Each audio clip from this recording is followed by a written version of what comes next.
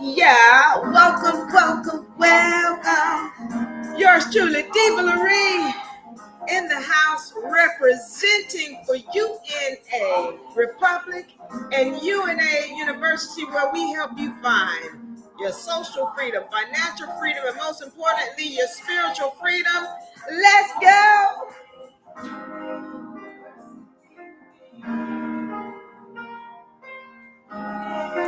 UNA. Yeah, I'm dropping everything. Welcome, everybody. Welcome. I am yours truly, Diva Larry, and I'm going to say this one more time. Representing for UNA University and UNA Republic, where we help you find your social freedom, financial freedom, and most importantly, your spiritual freedom. Let's go. All right.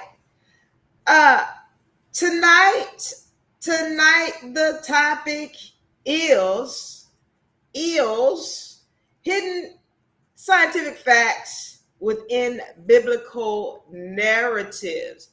Hidden scientific facts within biblical narratives. And so I'm getting used to my new setup here. I'm really excited. I got to tell you, I'm really excited here. So I'm getting used to my new setup. And I just want to welcome everybody. We are broadcasting on TikTok, YouTube, Twitch, Rumble, and X. So I want to welcome everybody from those platforms. If you're joining us there, I am so appreciative of you. And we want you to make sure you like and share and hit the subscribe button. Last week we had a celebration of 50,000. We finally reached 50,000 on TikTok, 5,000 on YouTube. We're really happy about that and excited. And we so much want to welcome all of you who are wanting to find knowledge, who are seeking the truth. Welcome, right? So glad to have you here. And so we're going to get into this thing today. We're talking about history, or the hidden science of facts within biblical narratives. It's important that we go over this topic for the simple fact that, and I'm trying to get to my TikTok people so I can say hello to everybody. Okay. But it's important to go over these facts because there's a lot of hidden knowledge in everyday words that we speak, and we're not understanding what they are. And the fact that it's coming from the biblical narrative. I want to speak on the fact that when we're talking about law, you go into a courtroom, all of that has to do with your knowledge of what the Bible says or what the true laws are. And a lot of people are not understanding the power of the Bible. They're not understanding even science that comes from the Bible. So today we're going to get into it. I'm going to go into some hidden facts that are in the Bible and help you to understand why, there might be some things that I speak on in the Bible, or whether it be as well as the Book of Jasher. We're going to go a little bit over the Book of Enoch, going into the Book of Enki. And so, because I hear a lot of people saying things about, things coming from the Bible and about some things that they hear. And they have this notion about, oh, this is evil and this is that, because they haven't studied. So we're going to go into that today so that we can get a better understanding really of what's going on when we're talking about these biblical books. All right, let me see because I want to make sure I say welcome to everybody in YouTube land, in TikTok land. Let me get myself together here. Thomas, welcome. Dacho, welcome. Thank y'all so much for being here. My people on TikTok, Wise, welcome. All right, so if you're viewing here, I want y'all to know you can find us on UNA Republic on YouTube, and eventually we're going to be broadcasting live as well from unarepublic.com. That's going to happen very soon because we tend to get kicked off on TikTok a lot. as much as we're celebrating how long we've been up there, but when we start telling the truth and giving the facts, people want to start saying, we misrepresenting, and they cut us off. So if we get cut off there, when I go into these facts, find us on UNA Republic on any of the other channels, whether it be TikTok, X, YouTube, Twitch, Rumble. All right, find us on any UNA Republic of any of those, and eventually you will be able to go straight to unarepublic.com. Okay, before I go into that, let me go over this. I want to say welcome to all of my nations out there. And if you're wanting to become your own nation, hit us up. Okay, membership trust package is where it starts. So I've told you guys that you are your own nation and you have the right to form your own nation. So I got a lot of nations watching today. I want to say welcome. And then for those of you all who want to go on and become a nation, here you go. UNA membership package. So what this comes with is your allodial ID, which has your spiritual name on it. It also has on the back your QR code, where when we put this on record, you're going to always have access to it by clicking that QR code. You're going to also have a membership badge. It comes with all of your documents that you need. It comes, most importantly, with an education, and we're going to put it on record for you as well. Okay, so if you want to get this, name, number, email for my people on TikTok, everybody else, find us at unauniversity.com. Let's get in here so that you can get this information and this education and be great. All right, don't forget the UNA beginner law book. You can get this at unauniversity.com. For those who get the physical law book, it comes with all of these things here. Your societal totem pole, it comes with your universal laws chart, it comes with your hierarchy of laws chart, as well as your vibratory frequency chart. So you can get the ebook or the physical copy. Find us at unauniversity.com. Okay. And also, lastly, we have tapping into your supernatural power. This is a very, very powerful book for sisters and people, period, who really want to find the truth about who they are, what they are, and how to tap back into their supernatural powers. It goes into some things that, again, we haven't been taught, and some things that have been kept from us. Tapping into your supernatural powers. You can also get this at unauniversity.com. Let's go. Tonight's topic: hidden scientific facts within biblical narratives. I need to do a preface here for my religious people, and whether you Christian or Buddhist or Muslim or whatever, it doesn't matter. I need to preface this because I need it to be made clear that here we just speak what the facts are. Okay, if I'm speaking on something, it has to do with what we're getting ready to go over ourselves, something that we've studied. If you have a disagreement, please put it in the comment section. Do not knee jerk in here. We want to be respectful. And I need it to be made clear also that this information is going to shake some people. So if you feel that you're immature and you're not ready to learn what the facts are, this channel and this program is not for you. I'm making this clear because all I'm going to do is give the facts. You're going to be able to see them for yourself. If you're not willing to go and research, this channel is not for you. We got mature people in here who really want to know the facts. And if that's not you, then keep it pushing. All right. So now I need to get into this because as I go through this information, because we're going to be comparing, as I said, the Bible, the Book of Jasher, the Book of Enoch, the Book of Enki. And so let me just go into some things and understand the difference between these books. Welcome, God. God is Debra. Welcome. And everybody else, thank you guys, all my people in TikTok, my people in YouTube, welcome. Thank you so much. Okay. So when we're talking about the Book of Enki, for example, you're going to see as we're going to, because I'm going to read from it, what you'll see in the Book of Enki is that it comes from the standpoint of the gods and what was going on with them.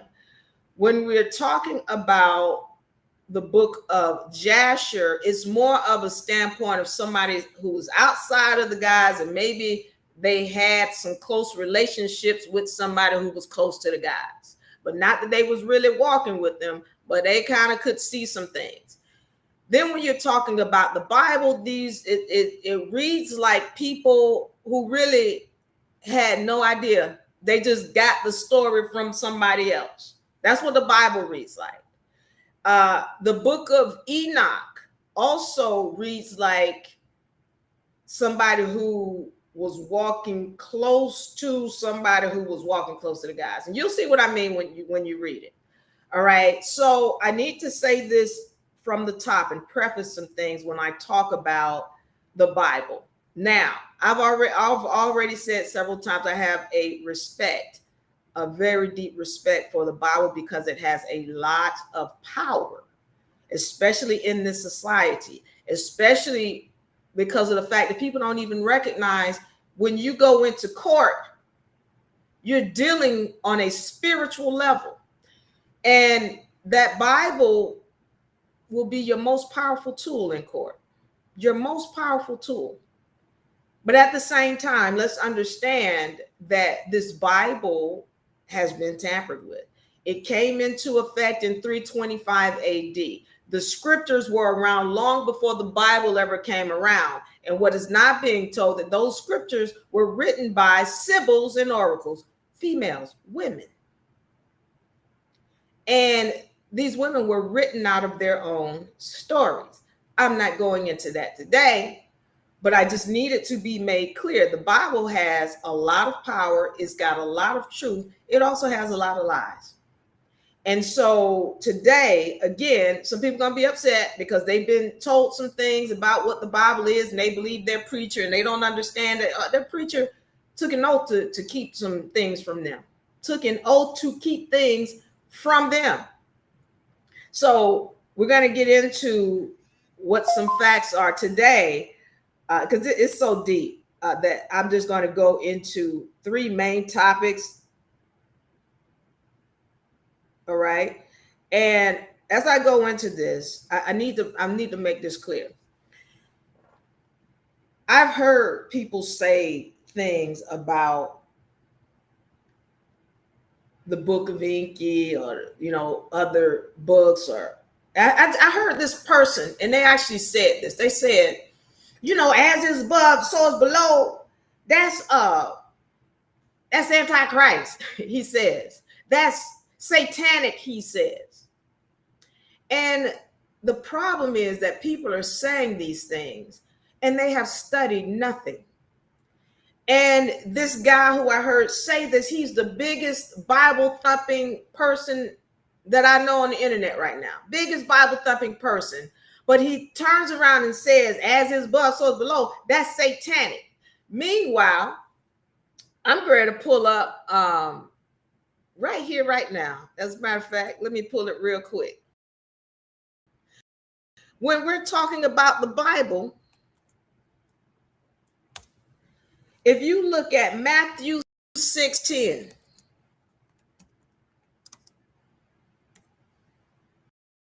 okay?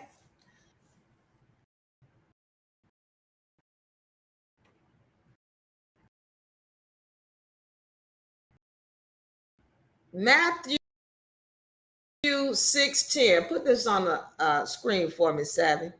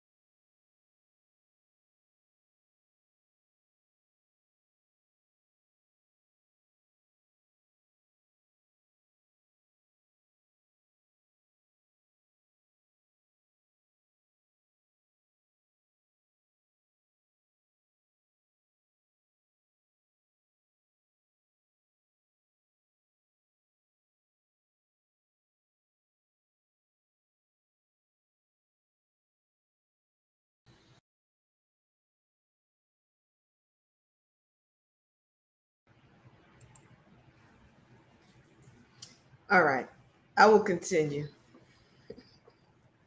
Let me get my text in here to make sure we still rolling. Are we rolling, text?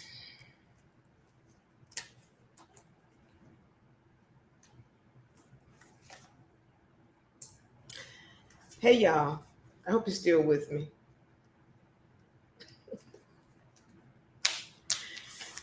All right, so let me get into this now. I kind of lost my place a little bit. I'm going into this Matthew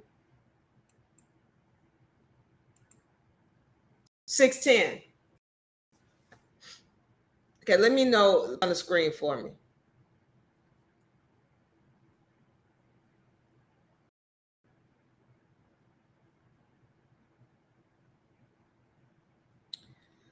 All right.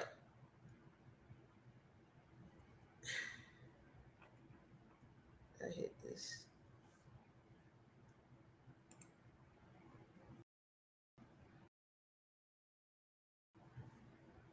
So if we're looking at Matthew's versions on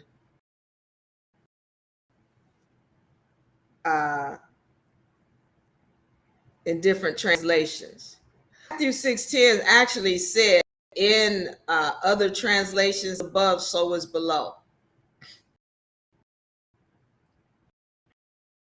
I know because I saw it and then I wrote it down. Saying here, thy kingdom come, thy will be done on earth as it is. When I know I look this up and it says is above, so is below. But the deal is, and I mean verbatim, it said that in one of the translations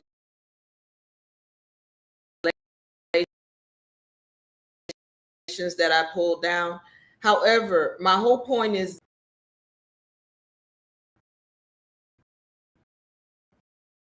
okay, let's share my screen again. Let me my text are telling me you rebirth. I want to say thank you and welcome. Thank you all for welcome. And thank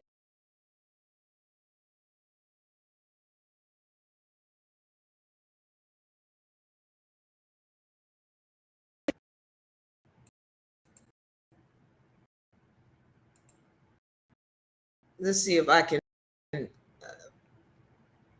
Well, bottom line is here it says thy kingdom come, thy will be done on earth as it is in heaven. First in here that verbatim says, as is below, as is above.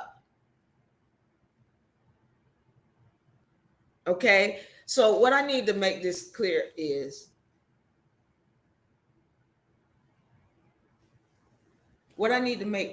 this, okay? And this is verse 10 here, Matthew 6:10. But what I need, the only thing I need to make clear, thank you, Savvy, is that they're going to say things that they're going to call it satanic. And that is because they haven't done any research on what they're talking about. So let's be clear that religion has made people fear looking into things because they don't want you to know the truth. All right. And let's be clear, religion has withheld the truth from people. And again, the things that I'm about to say here are going to shake people's foundation. So if you don't feel that you're strong in your foundation, or you don't want to know what the truth is, then I understand that. This is not for you. So keep moving. Okay. So also I need this to be understood as well. Okay. People search for their freedom. A lot of people out here, they're angry because, they made us a slave, or I don't feel free. Well, if you're not willing to study, you cannot have freedom. If you're not willing to study and learn the truth, you can't have freedom. So ignorance and freedom do not coexist. Let me say this again. Ignorance and freedom do not coexist. If you're not willing to study, if you're not willing to learn and listen to what the facts are, then you cannot have freedom.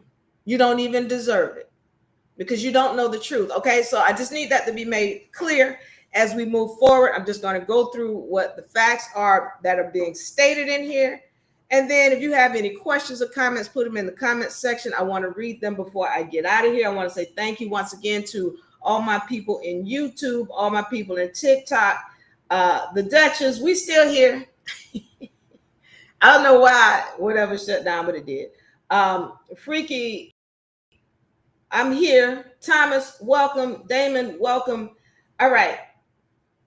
All right, so let's go. All right, so we're getting into this. We're going to be comparing the three documents, the four documents I talked to you about. All right, the Bible, the Book of Enki, Book of Jasher, Book of Enoch. Okay, so the first thing I want to get in on, let me say this. Whenever I'm doing research, okay, I need it to be made clear that there are things that I pull from. Science, history, etymology, astrology, archaeology, all of these things I'm pulling from. Law, dietary law. And so here's the thing. It's not that one particular thing that I'm looking for. I'm saying, I want to believe in that. Because people come here and they use the word believe a lot. No, we know. Okay. So you can say believe, but what I'm saying to you is I know because I've studied it, I've seen it, I've applied it. So when I'm pulling from things, what I'm looking for is a consistency in what I'm being shown. So if I see the same topic or the same thing showing up over here when I'm researching on something totally opposite, now I got to start paying attention. When I keep seeing the etymology is in alignment with what's going on in today's society, well, I gotta look at that as though, okay, is that something factual? Also, if the scientific, I'm looking for backing from a scientific and an archaeological standpoint. I'm looking for,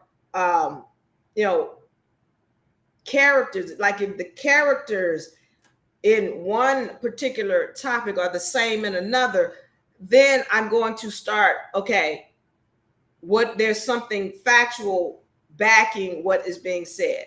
So I respect when people are saying, oh, my religious beliefs are this. I respect that.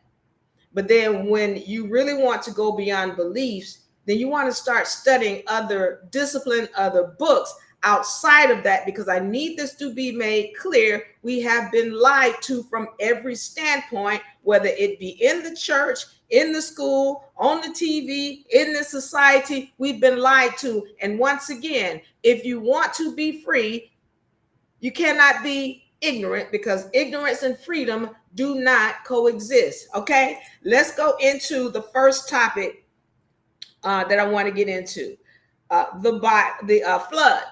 All right. So we know about the flood and Noah and what happened. So I want to go into how the Book of Jasher speaks of the flood. Okay. And I'm going to pull up the Book of Jasher here. And we're seeing. So if you can download, by the way, because I'll get a lot of people who say, well, where can I get it from? You can get this straight from the internet.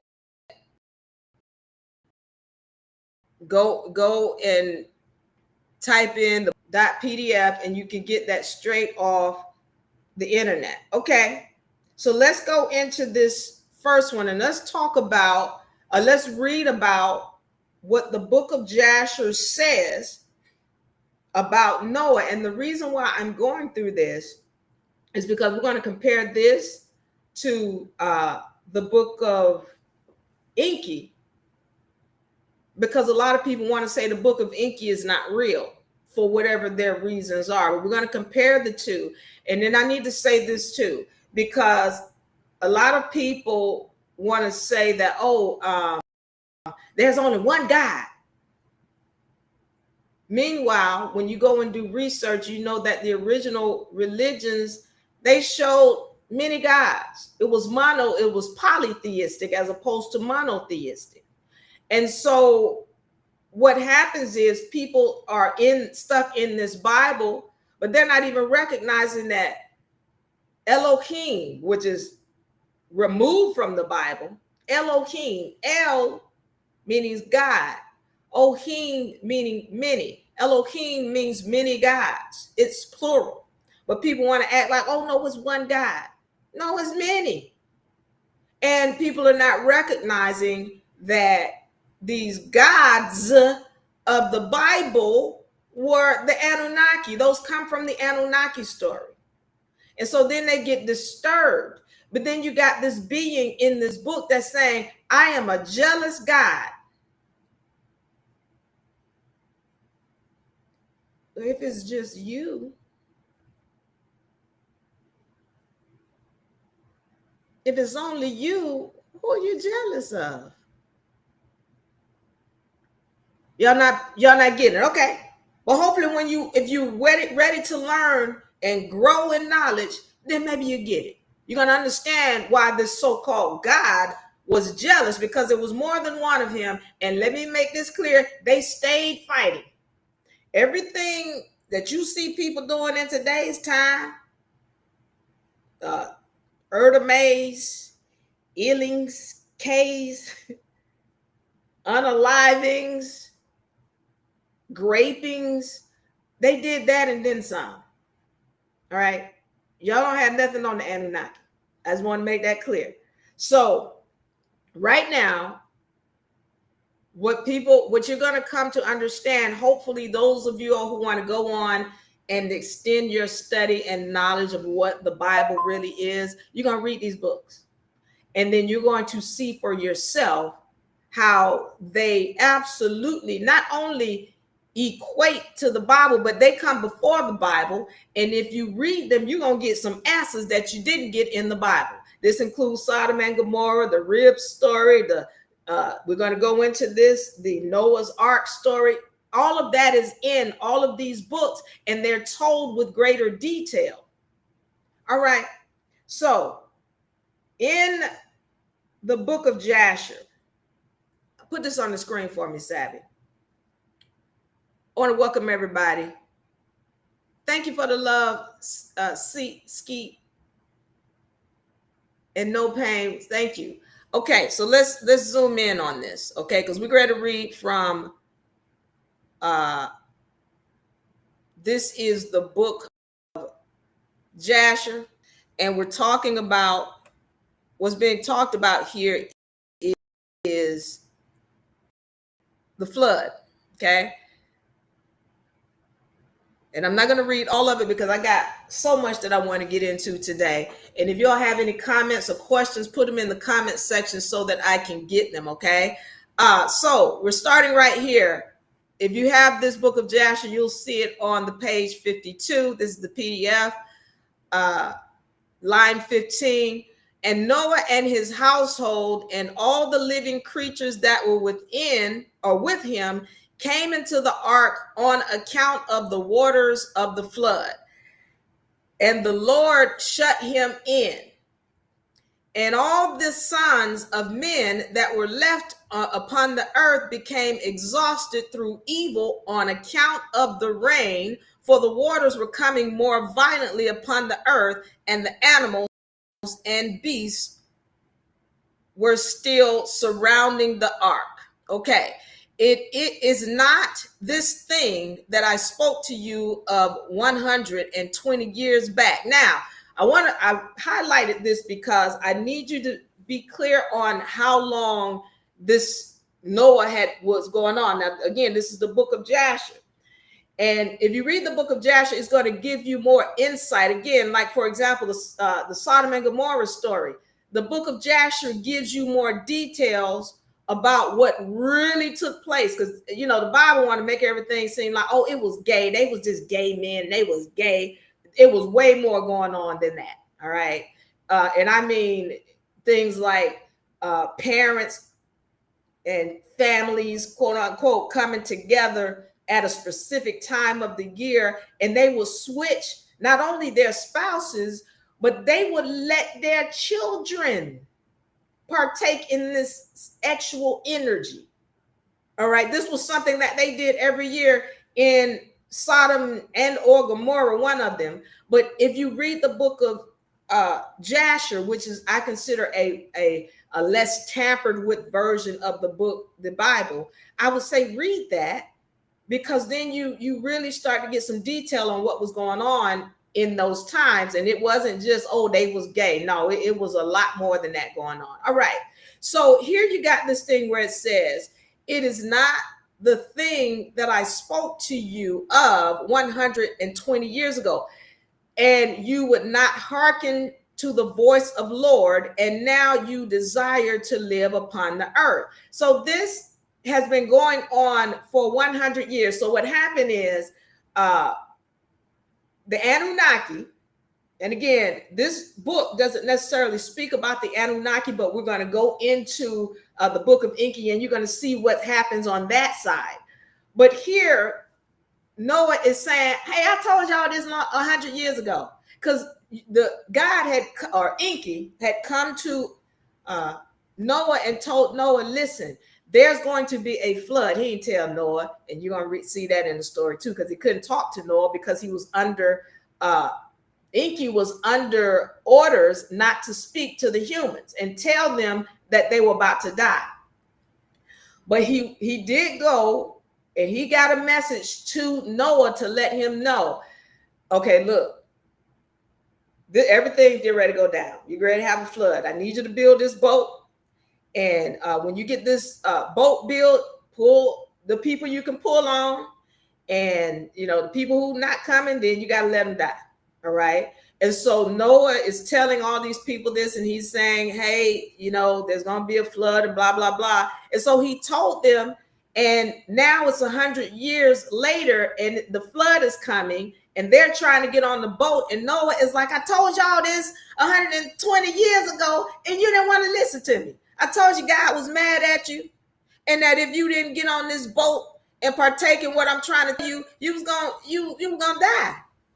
And the ark floated up on the face of the waters, and it was tossed up the water, so that all the living creatures within were turned about like pottage in a cauldron. And great anxiety seized all the living creatures that were in the ark, and the ark was like to be broken. All the living creatures that were in the ark were terrified. Okay, so, and Noah prayed unto the Lord and cried unto him on account of this land, and he said, oh Lord, help us. Okay, so that's from the human side. Okay, now I want to get into Book of Enki and what it says about the flood. Okay, so if you have the Book of Enki, you're going to see this on page, we're going to start at page 233. All right, because I just want to go through the flood, and I want y'all to understand some things that we are not recognizing, because everybody's like, well, they're making jokes, how them animals fit on the ark, on how he gonna feed them, and how is he gonna, okay, let's go through this.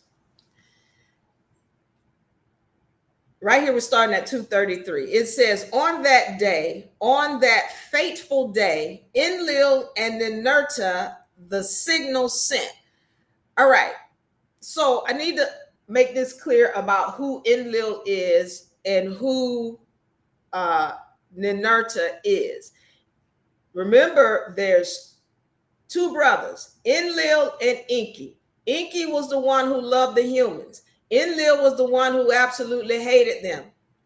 Okay, Ninurta, if I'm not mistaken, is his son.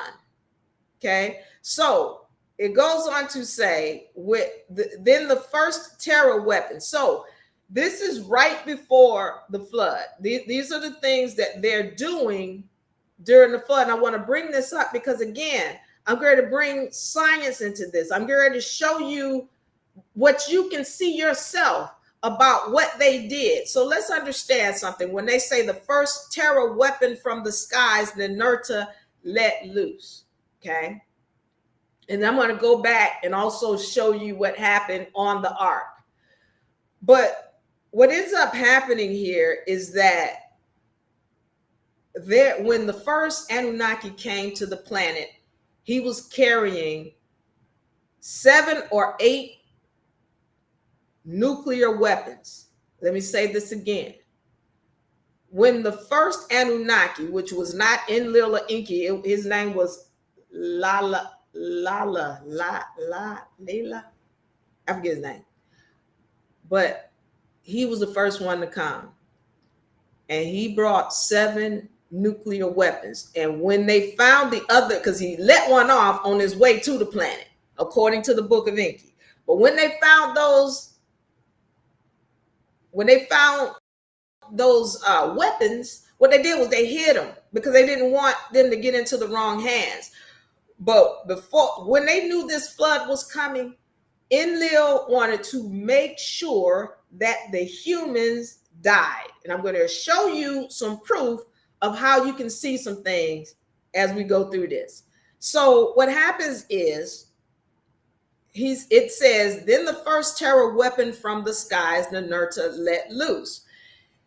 The top of Mount Mashu with a flash, it sliced off the mount's innards, and in an instant it melted.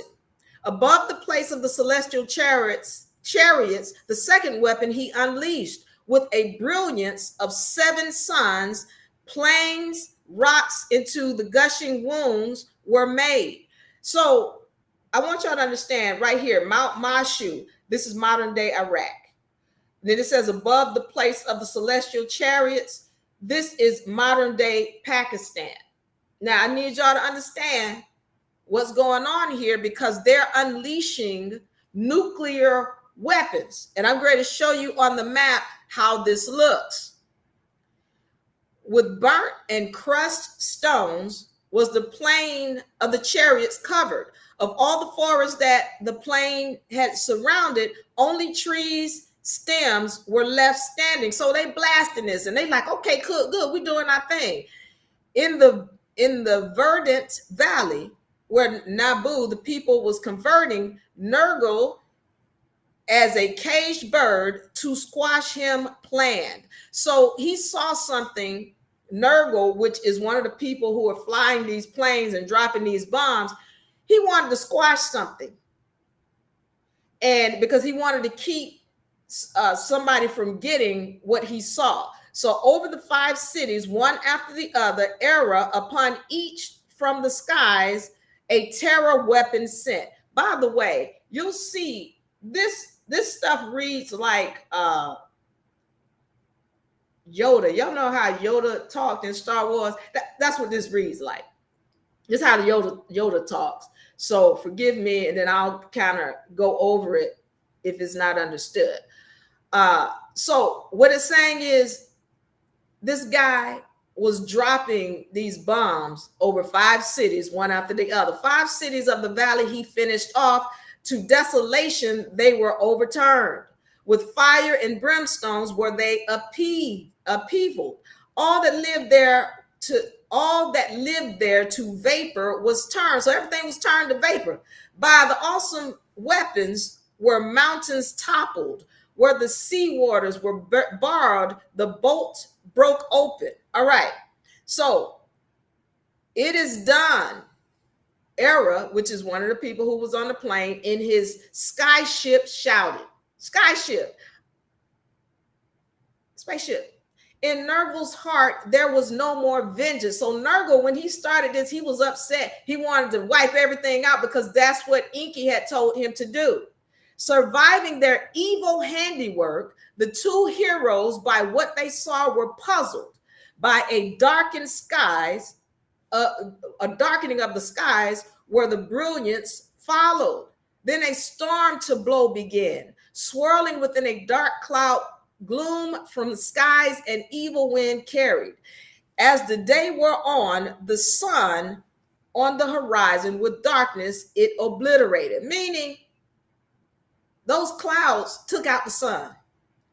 At nighttime, a dreaded brilliance skirted its edges. The moon, as it's rising, it made disappear. When dawn the next morning came from the west, from the upper sea, a storm wind began blowing. The dark brown cloud eastward it directed toward the settled lands did the cloud spread. Wherever it reached, death to all that lives, mercy it delivered. All right. So what they're talking about is when they let those bombs off, a cloud came and it carried it over the areas. And I'm going to show you where they dropped those 2 bombs, and then they dropped 5 other ones. And then you're going to be able to see with your own eyes. Whether you might not want to believe it. I don't believe it. You don't have to believe it, but I'm going to show you. You're going to see with your own eyes how those winds carried those clouds from the valley of no pity by the brilliance spawned towards Shumer. The death was carried to Enlil and Enki, Ninurta and Nagal. The alarm sounded. Remember, Enlil and Enki, those are the 2 brothers. Unstoppable, the evil wind, death to all delivers. The alarm in Enlil and Enki to the gods of Shumer transmitted. Escape, escape to them all, they cried out. So what they had planned before this whole thing, and we're going to get into that because I want you to see what their plan was. But their escape was to everybody get in their ships and hover above the earth until this mess calm down. That's what they're supposed to do. Get in your ship, you're going to hover, and then once everything calm down, then we can come down. But we're going to stay up here. Meanwhile, we letting them humans and whoever else down there, y'all die. Y'all not Anunnaki. Y'all don't get to be up here. All right. From their cities, the gods did flee. Like frightened birds from their nests escaping they were. The people of the lands by the evil storm's hand were clutched. Futile was the running, stealthily was the death. Like a ghost, the fields and cities it attacked. The highest walls, the thickest walls, the flood waters it passed. No door could shut it out. No boat could turn it back. Those who behind locked doors hid inside their houses like fleas, they failed. Okay, this is part of the flood, and part of it was their doing. All right, now I highlighted this because I want you to see something. But Billy, where Marduk supremacy declared by the evil winds was spared. What's just said here is that Marduk, which was the son, and I call him crazy because he was crazy. As a matter of fact, that's the God of the Bible today. And we're going to go into it if I get time. Marduk was the son of Enki, the oldest son of Enki. And he had this land that he had declared he was the supreme of. He was the supreme God of this land. And that land was called Babylon. And it was spared by the evil winds. Keep that in mind because I'm going to come back to that. As a matter of fact, let me show you where Babylon was. Okay. Let's see if I have it pulled up. Okay, here we go. Here is where Babylon is. See, that's Turkey right there above Turkey. This is the land that this Book of Enki that people say is not real, that people say is not true. That's the land that this Book of Enki is saying was spared. And you're going to see proof of whether or not this book is real or not. But you can make your own decision. You have a right. But you see where it is. Babylon, right here. This area of Turkey, right above that. Okay. Let me go back because I want to finish this up, and then we're going to look into some proof now. And make sure I got okay. We're good. I think I can go into that now. Okay. So now here's the deal. What I want to show you.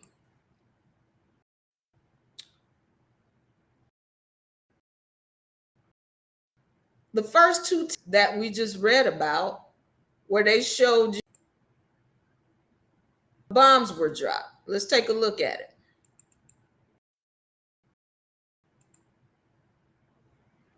Okay.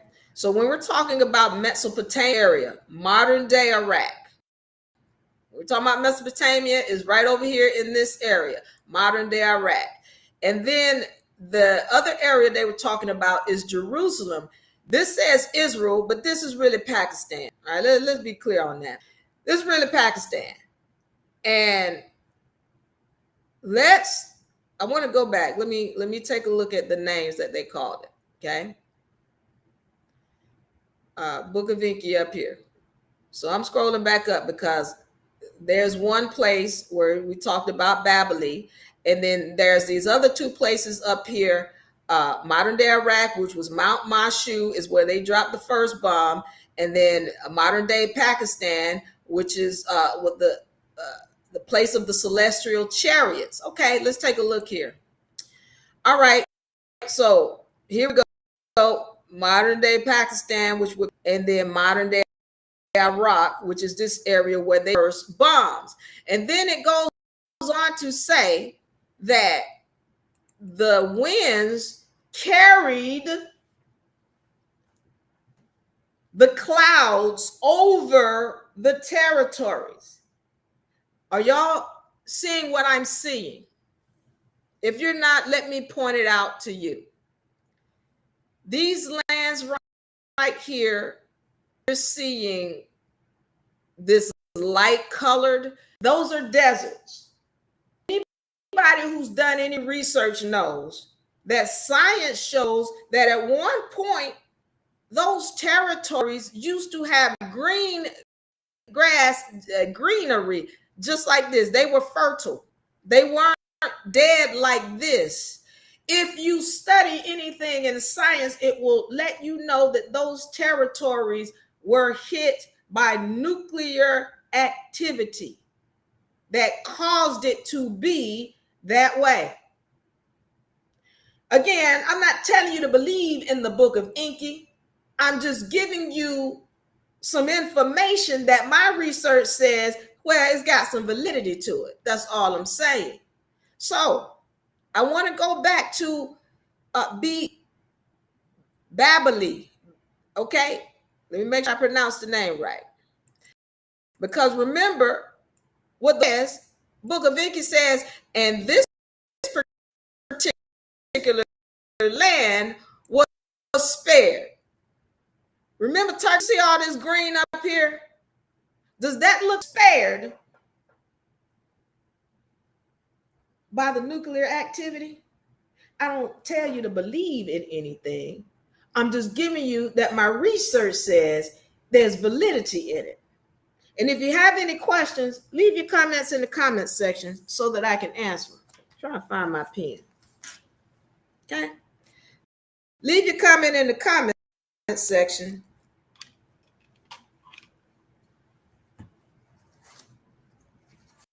so that I can answer.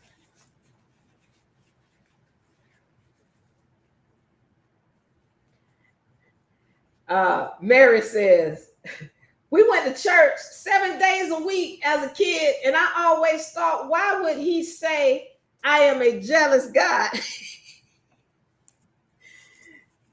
Now I know. Thank you for clearing that up. Thank you for your comment, Mary. Let me know if you have any other comments. All right. So are you all understanding what I'm saying? I'm, again, not telling you, oh, you need to believe in this or believe in that or don't believe in it. I'm giving you facts. In the Book of Enki, it says that the territory that Enlil, or not Enlil, but Marduk had claimed to be, it was spared. That territory is right here in this area. That's green. That wasn't hit by the nuclear activity. Okay. I want to go on because I want to talk about how you hear all the time that the watchers and the gods of the angels came and slept with the gods of man, and the man of the children. The children, okay, let me get it right. The gods came down and slept with the children of the women of the daughters of men. Okay, it was a big debacle because the Anunnaki were not supposed to be sleeping with the humans. That was forbidden. Okay, but when Marduk, remember Marduk is Enki's oldest son, Marduk decided he was going to marry or wed a human female. And in doing that, he sparked this other group of Anunnaki or gods, I would say, who were known as gods, Igigi, to do the same thing. So they all came down and everybody took up a human female. And then they made what are known as the Nephilim. So I want to read not only from the Book of Enki, but I want to read from the Book of Jasher as well, where that's talked about. And then you can understand now, again, when somebody wants to say to me, well, the God of the Bible is not the God of the Anunnaki, then you know they didn't read. You know they have no knowledge. And when they tell you it's satanic or it's anti-God, you know they're speaking from ignorance. I don't want you to be ignorant. If you want the facts, all I'm going to do is tell you what my research shows, and then you can go and read it for yourself, okay? So we're understanding that according to the Bible says, well, some guys and the angels came down, and the angels, see, the Igigi is what they were calling angels. Angels came down, and then they were sleeping with the humans, and then they made these big people, and then they was abomination. And okay, we're going to go into it. In the Book of Enki and the Book of Jasher. You already read it in the Bible. You already heard it. Now you can ready to see where it really comes from. And if you want to tell me, right now we have established that there is validity in the book I have established. Is in my mind. Now in your mind it might not be. But for me, I've seen quite enough proof that there's a lot of validity in this book because it's telling you, well, we dropped some nuclear bombs. And then you can see it. You can see it right here. Great for me, Savvy.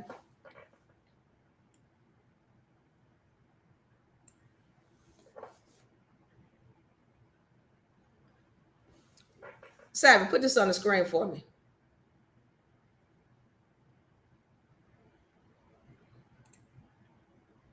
Okay. All of this territory right here,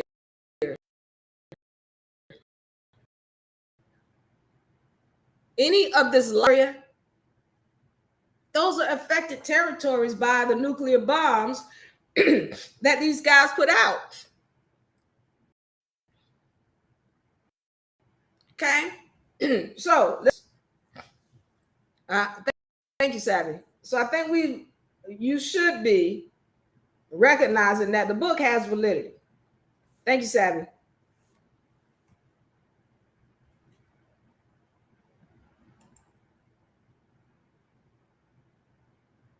All right. So I want to go into this next part where we're talking about how the Anunnaki, and we're going to get into that, how the Anunnaki eventually started or started mating with the humans. Let me find my mouse. What is going on here?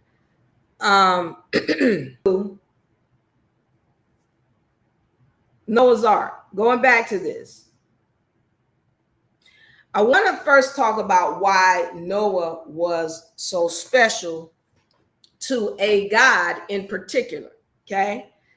I want to talk about him because this is what's not talked about concerning Noah. And why are we getting into Noah? Because Noah plays a big part in society today. Noah and his 3 sons play a big part in society today. And because we're not aware of it, people are lying to us in our faces. And then our parents are believing it. We are believing it. They got us scared and afraid to say things and do things. And then these people are lying to us in our face. But when you have knowledge, okay, people, when you have knowledge, we can take this into court and stand on it. But you know what the problem is? The Bible is the #1 selling book many times over in the world. The Bible is the #1 selling book many times over on this planet. But the problem is less than 2% of the people have actually read it. And those 2% still don't have a true, clear understanding about what it is and what's going on in it and its power. You're going to have the ability to learn today. Okay?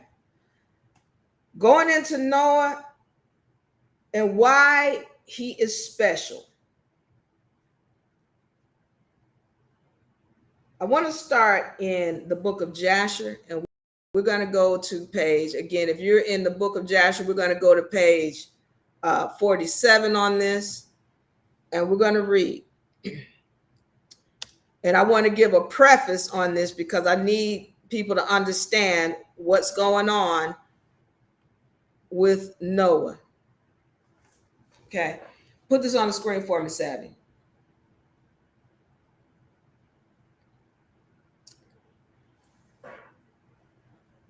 This in the Book of Jasher, remember, the Book of Jasher is somebody reading from the standpoint of a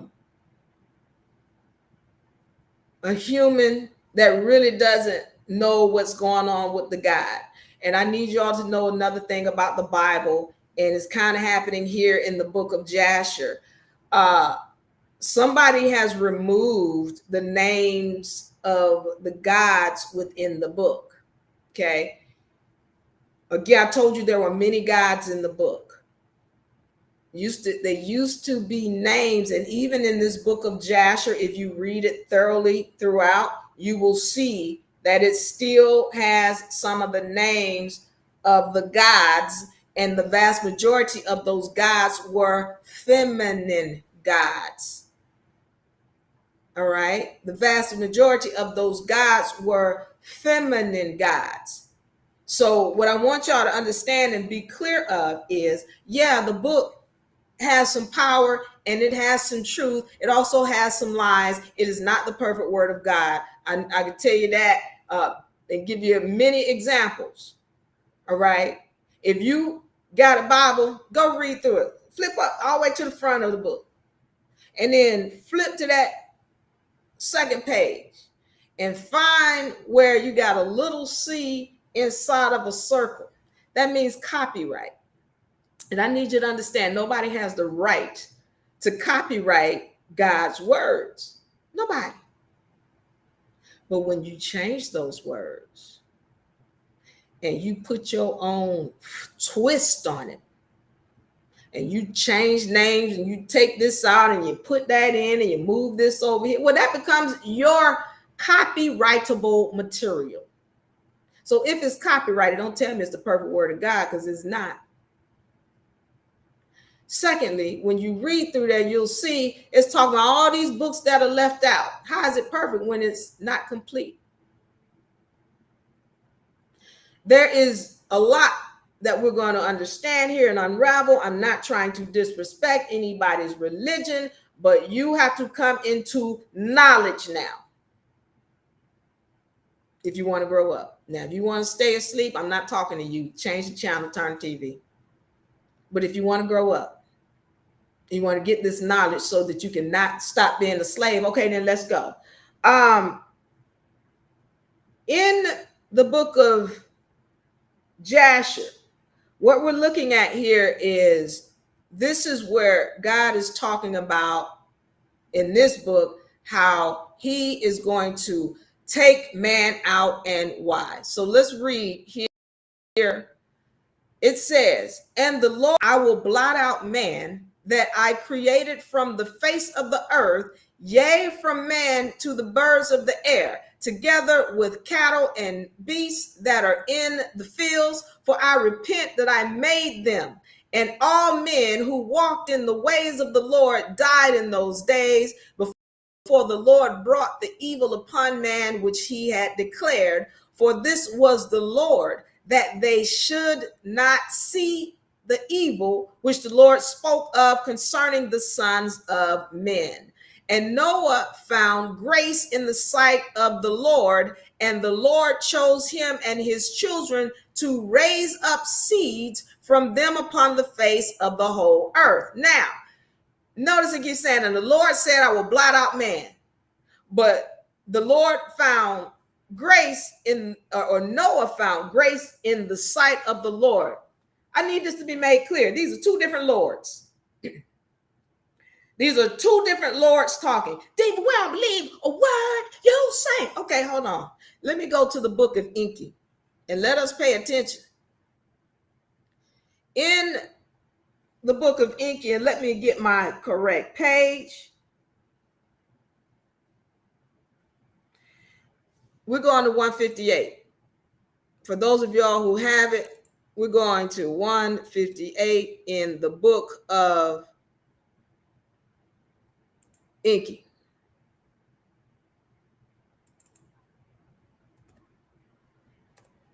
Okay, here we go. This is talking about the two gods who were going in on this particular topic and why.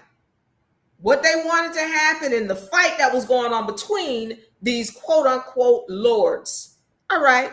By the conjugations of Igigi and the earthling daughters was Enlil greatly disturbed. What this is saying is the daughters of the earthlings was conjugating with the Igigi, which is those quote unquote watchers. When they talk about the watcher, they talk about the Igigi.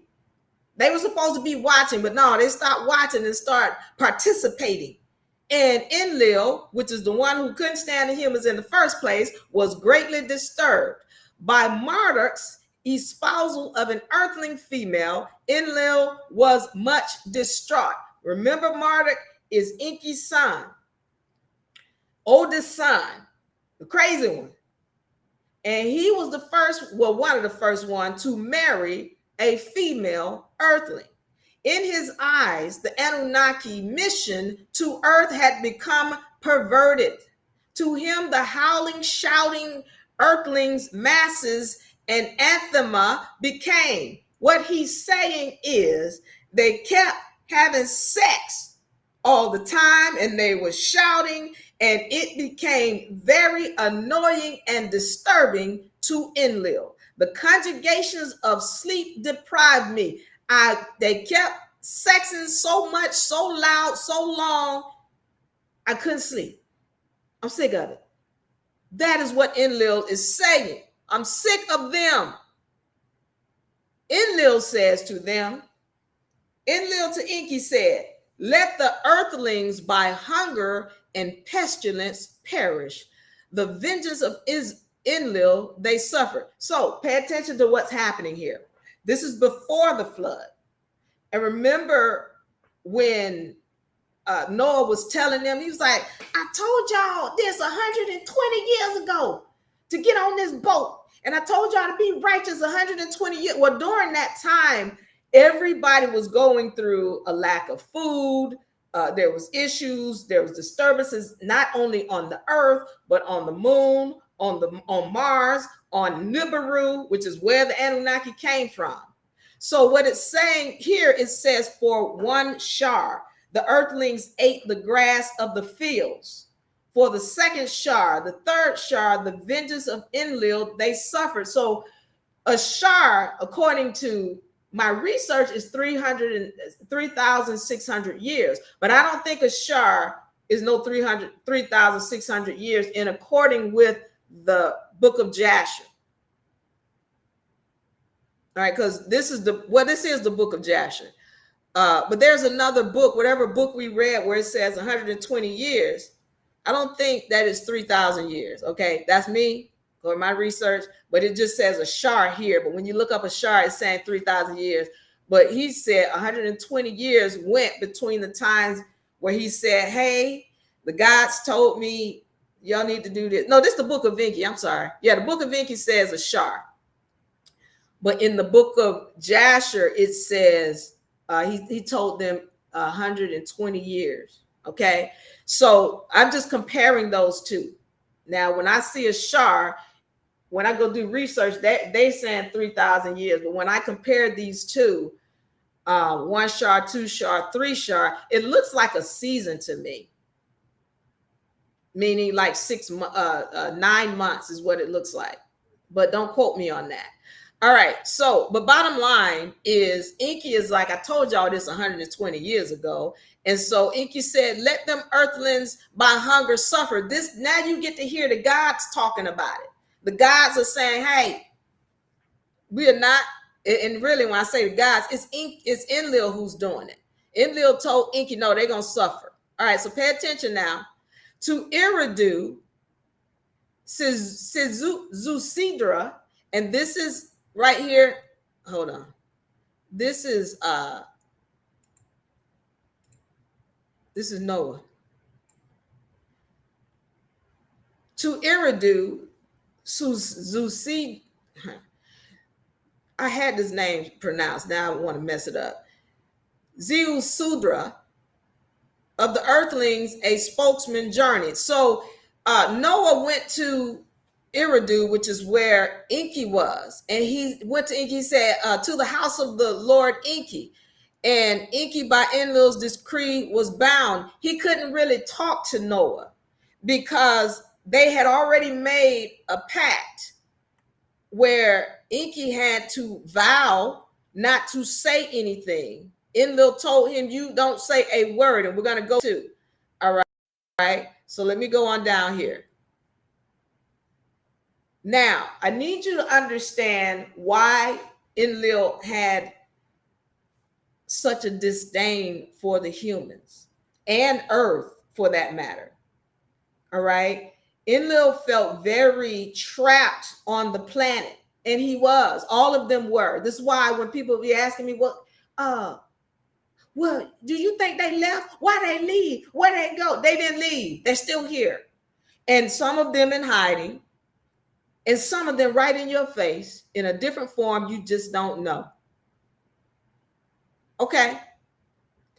So this passage right here is talking about why they couldn't just leave. So let me read this. Again, we're reading from the Book of Enki. Ever since Dumuzi on Nibiru had stayed, returning Anunnaki on Nibiru examined were those who on the earth the longest stayed by the returning harshly were affected. So what's just been said here is that somebody came, one of the Anu, which is on Nibiru, sent one of his people down to earth to give them a message. And he's telling them that one of the guys who came back from earth and came home to Nibiru, we've been examining him and they're not doing very well. They are very harshly afflicted, he's saying. Their bodies to Nibiru's cycle were accustomed no longer. So now they're accustomed to the earth cycle, not the Nibiru cycle. Their sleep was disturbed. Their eyesight was failing. The net force of Nibiru weighted their walk. Their minds were also affected as sons were older than the parents they had left. Death by death, my comrades, to the returnees quickly came. Of that, I'm here a warning to give. So I came here to give you a warning that if you come back, you're going to be older than your parents. You're going to die very quickly. So you can stay here or you can come back. But if you come back, you need to know the consequences. You're not going to live that long. Okay. It goes on to say, now we as earthlings have okay, this is right here Enlil. Enlil is talking right here. And he's upset. Enlil stay upset, by the way. Enlil stays upset. And Enlil said, with anger, now we as earthlings have become to this planet imprisoned. We imprisoned here, he's saying. This whole mission to a nightmare turned by Enki and his earthlings from masters. Slaves we were made. So we went from being the masters to slaves on this planet because of Enki. He's mad. He's angry. Now you understand why he has a particular disdain for the humans. And he stayed fighting with Enki. So let's go down here because I need us to see their fight. Okay?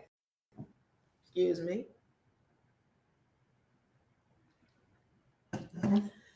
Here is, this is where they're being told, they're making their plans, because what they know now is that the earth is getting ready to be flooded. And Enlil is taking this opportunity to make sure that he kills the humans. He's like, yeah, well, get everything out. We're gonna start over, wipe everything out. Okay. So when they're being told about the earthlings and all of that, by the way, they were also warned by this person who came down from Nibiru. He's like, look, this is what you can do. You're not bringing no humans to Nibiru. So all this married with humans and all that, they're not coming to Nibiru. Let's make that clear. And number two, what we're suggesting that you guys do is everybody need to get in their ships and hover above the earth until everything dies down. Okay? Get in your ships and hover. But you can't have no humans in those ships. Let's make that clear. So you come back home or you can stay there. If you're going to stay there, get in your ship and hover. There better not be no humans in your ships. That's what he was telling them when he came down. So now they're concerned because I need you to understand there are two particular characters who really care about the humans. One is Enki, and you're going to find out why he cares so much. And the other is Ninmah, because she gave birth to them. They came through her womb. So she's got a particular connection with them, and she ain't happy about them dying. And so now they're finding out they're dying. And now they, Enki and Ninmah, which is the sister. Enki is Ninmah's sister. Now they're like, well, what are we going to do about the humans? Enki and Ninmah are like, what are we going to do? And here is Enlil speaking. Let the earthlings for the abominations perish. So did Enlil proclaim. A wondrous being by us was created. By us saved it must be. Enki to Enlil shouted. Enki said, we created these wonderful beings. We got to save them. To this Enlil, with his own shouted words, retorted. From the very beginning, at every turn, the decision by you, modified work, the primitive workers procreating you gave. To them knowledge you endowed, the power of the creator of all into your hands you have taken. Thereafter, even that by abominations you filed. With the fornication adapa you conceived. Let me go back up here so I can make sure you guys are understanding what's going on here. Now continue. All right. What Enlil is saying to Enki, and he's upset. Remember, Enlil is upset because he doesn't like the humans. He didn't want to start this project in the first place. But he's saying, listen here, from the beginning, I told you not to do this. And every turn you keep putting more and more DNA in these humans. You keep modifying them and modifying them and modifying them. Now they equal with us, Enki. Then you turn around and you have sex with a human and you create a Dapper, which is Adam. And then you give him all these lines about this. And here's the deal. I didn't agree to none of this. So with fornication, a Dapper you created, understanding to his line you gave, meaning you gave him power to his lineage, his offspring, to the heavens you have taken. You took him to see Daddy, anew in Nubaru. You are overstepping all the bounds. His offsprings, to heavens you have taken our wisdom. With them you shared all of our knowledge. Every rule you have broken, decisions and commands you ignore, because you, by a civilized earthling brother, a brother murdered. Somebody was taken out by a human. One of the Anunnakis were taken out by a human, and he's upset about it. Because of Marduk, your son, the Igigi, like him, with earthlings intermarried. So he's basically going on to say, because your son did this, Enki, now all of the Igigi want to follow him.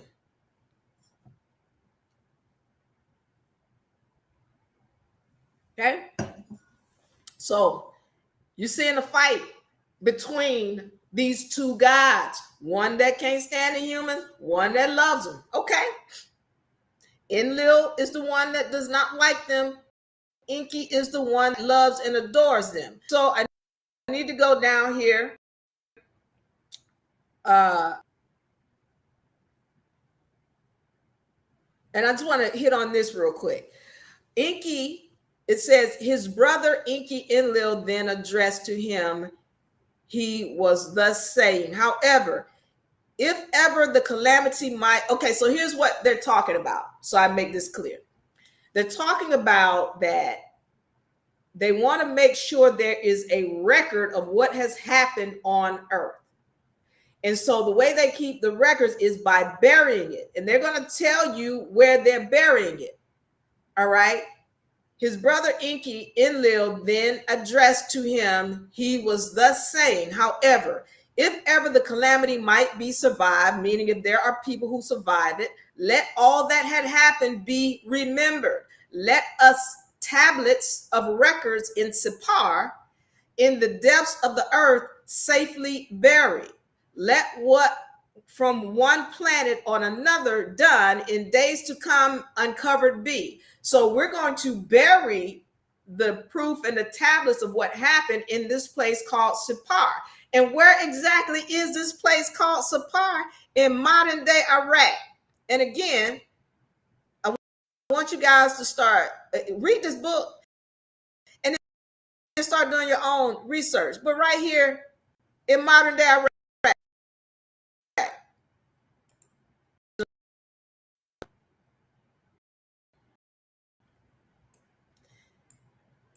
and this map are biblical, right in this area. This book is claiming that the records were buried. Now, I want to go into this because you all know about that whole Iraq war that they claim was for some weapons of mass destruction and all that. We know part of that had to do with money. But those who did any research and studying knows that there were several tablets. Even when you're talking about where the Book of Enki comes from, it comes from those tablets that were in that land. And they were destroyed or taken during that raid in that so-called Iraqi war. They were taken. They were underground. All right.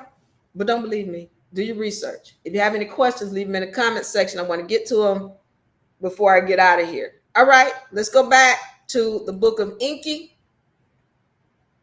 All right, because I want to get into what happened with Noah. Now, we're getting into Noah's Ark right now. And what happened on the Ark?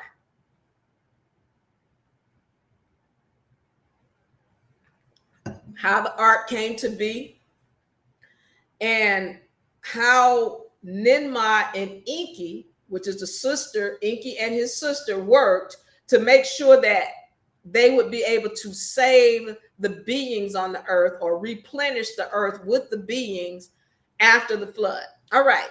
So when the avalanche of waters sweeps over the land, this is in the Book of Enki, other living creatures, some by us, from Nibiru originated, most from earth itself evolved, in one sudden swoop to an extinction shall be doomed.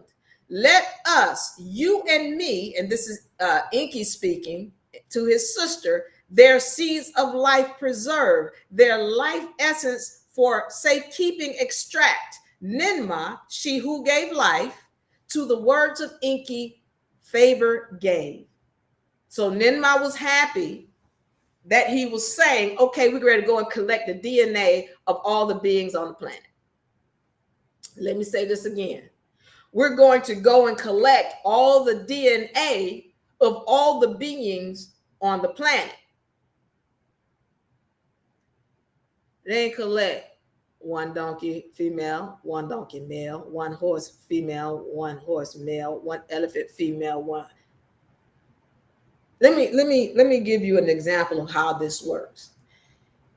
Say I'm in Atlanta and I got a garden in Atlanta and I'm growing lemon trees and peach trees and plum trees, and I got, all my vegetables, my thyme, and all my other, okay?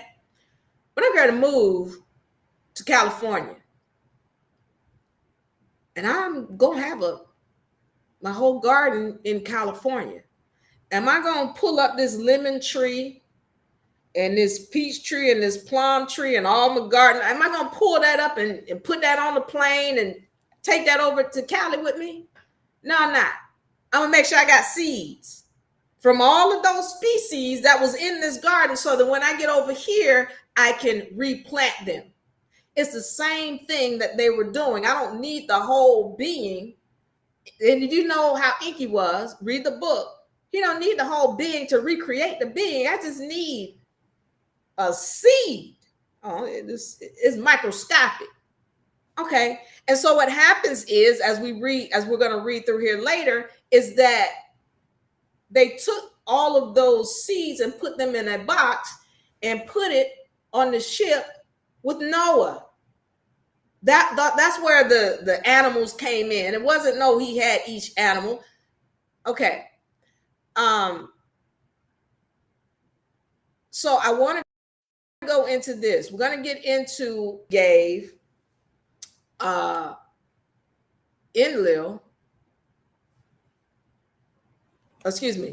Enki gave Noah the plans. So I need to go into this. Who is Noah? Thank you, Savvy.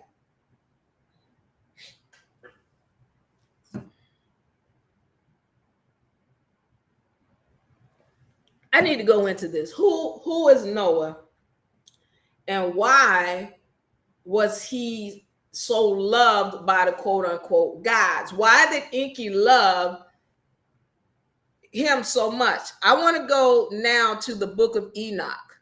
All right.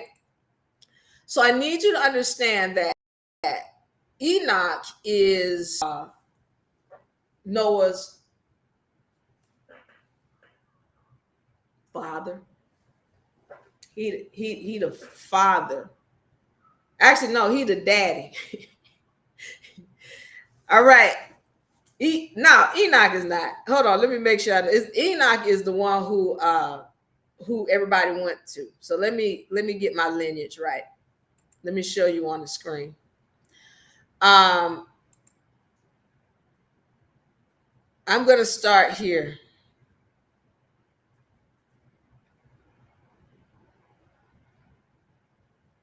Okay, put this on the screen for me, Savvy. So take a look at this. This is the lineage from Adam to the whole 12 tribes. But I just want to focus on this right here. Okay. Here's Noah. Lamech is his father. Methuselah is the grandfather. And Enoch is the great grandfather. Enoch walks with the gods, and we're going to see that in a second, how Enoch walks with the gods and what happened when Noah was born. Okay. And then you're going to understand why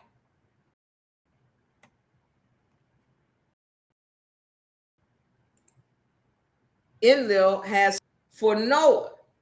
Okay, so this is the book of Enoch, and it talks about the birth of Noah. And we're going to read here, and let's take a look at what happened when Noah. Okay, so it says, let me get my computer to cooperate with me. Hold on.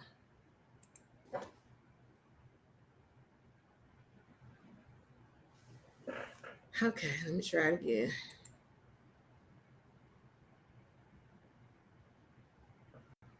Okay, so I'm just trying to make it a little bit larger so that you guys can see it. So this is when Noah was born, and it says, and after some days, my son Methuselah took a wife. So this is Enoch who is speaking. He says, my son Methuselah took a wife for his son Lamech, and she became pregnant by him and bore a son. And his body was white as snow and red as the blooming of a rose. And the hair of his head and his long locks were white as wool. His eyes beautiful. And when he opened his eyes, he lighted up the whole sky like the sun, and the whole house was very bright.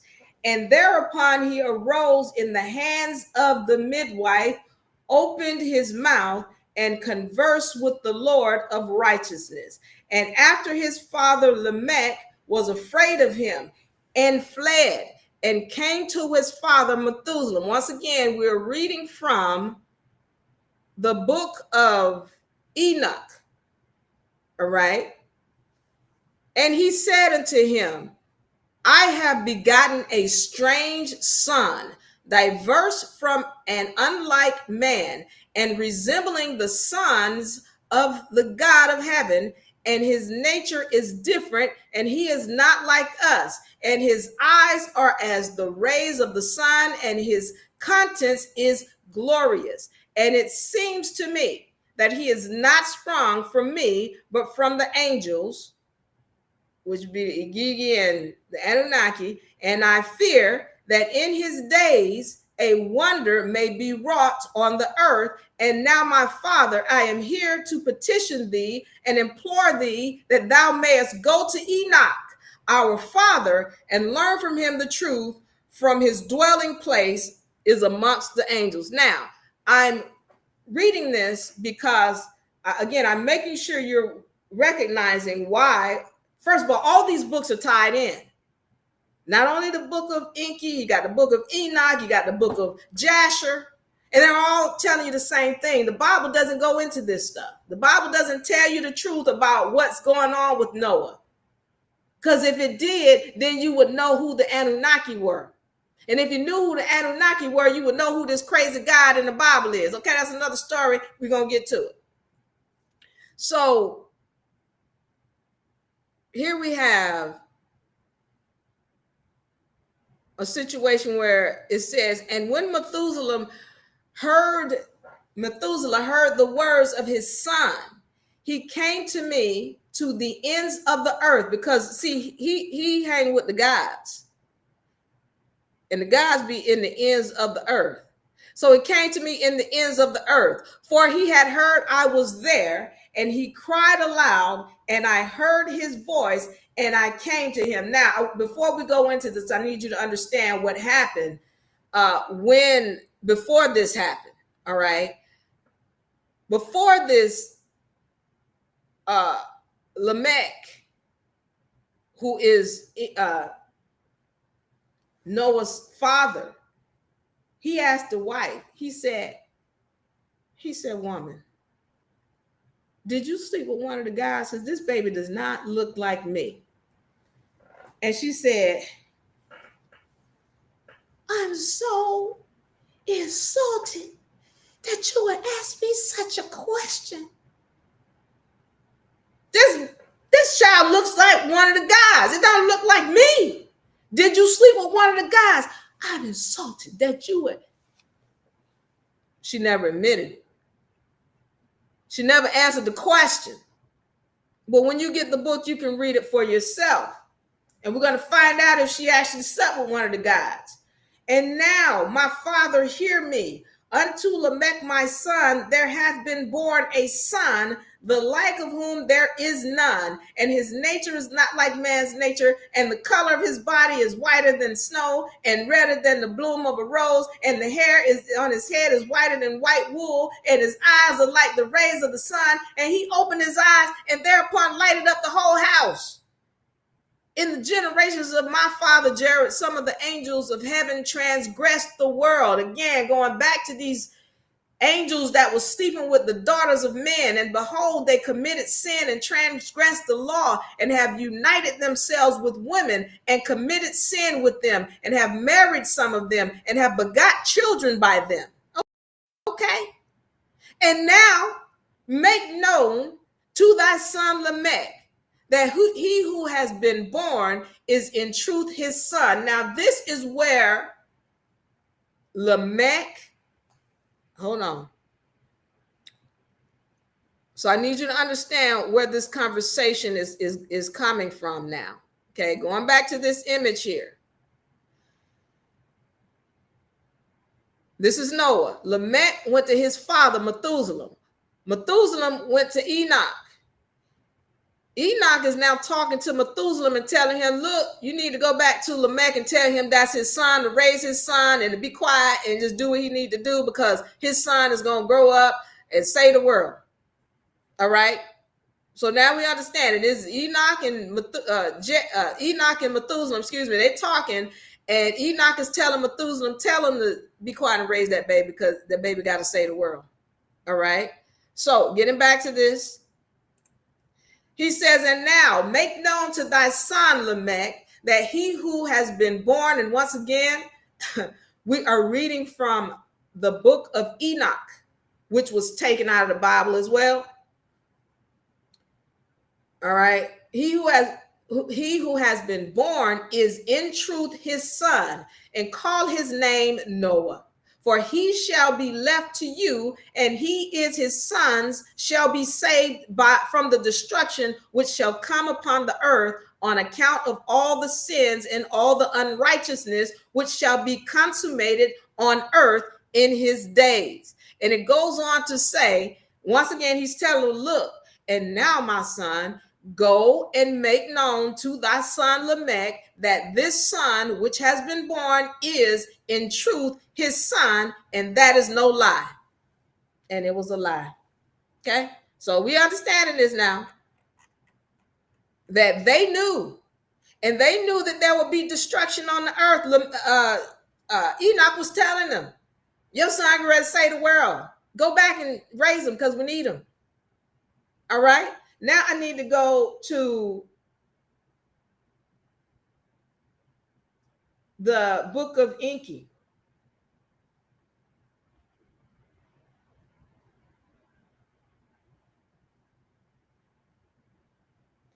And again, I'm making this clear that, even in the Bible talks about this when it's talking about in Psalms 82, ye are gods, but died like humans. That was another thing that I meant to show.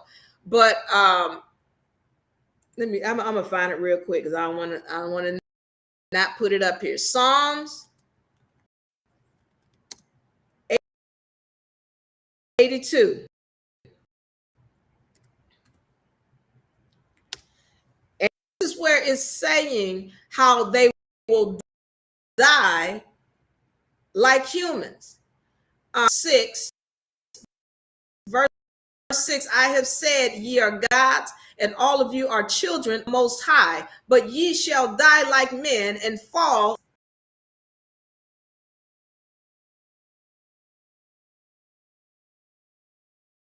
The verse that we read in the Book of Enki, where Enlil all upset. It's like, we trapped down here. Die like them. We become slaves. We the slaves now, master. All right. So also, I want to point out in this Book of Enoch where he's saying, um, that the earth shall be inherited by the humans. As once again they're telling, or the book of Enoch is telling that they knew it's like the humans gonna take this over. So go back down there and raise your son, uh, because we need him, because y'all gonna inherit the earth. I want to go into how more about the Book of Enki, and how now on 166.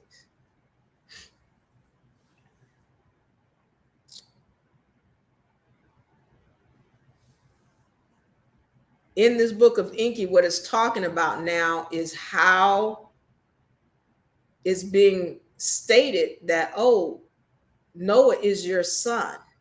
It's going in here in the Book of Enki, and it's stating. So again, the Book of Enoch and the Book of Jasher kind of read the same, like somebody who close to the gods, but they're not really walking with the gods. Whereas the Book of Enki read from the side of the gods and what was really going on with them. So we're going to see this. Now, the Lord Enki, asleep in his quarters, had a dream vision. All right. Whereby in a dream vision there appeared the image of a man, bright and shining like the heavens. And as the man Enki approached, Enki saw that the white-haired Galzu he was. In his right hand an engraver's stylus he was holding, and in his left hand a tablet of lapis lazuli, shining smooth he held.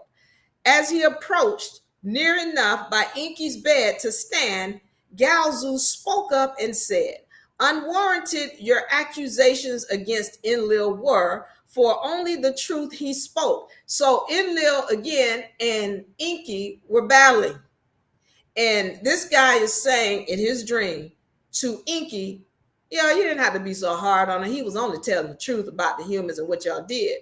And the decision that as Enlil's decision will be known, not he, but destiny decree. Now into your hands fate take, for the earthlings the earth will inherit. Here this guy is once again.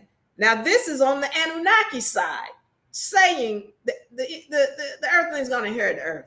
This is what he's saying. So I need you to take these notes that I'm ready to give you, so that you can help save them, because the one that you save, that's the one who's going to replenish the earth, and they're going to inherit it. Once again, I'm reading from the Book of Enki. Summon your son Ziasudra, which is Noah. Hold on. Let me highlight this for those who ain't paying attention in the back of the room. Hold on. I'm getting a notice.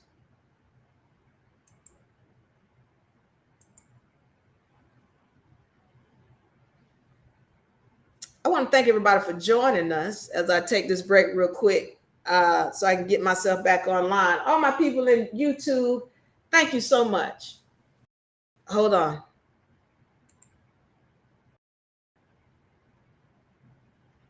Okay.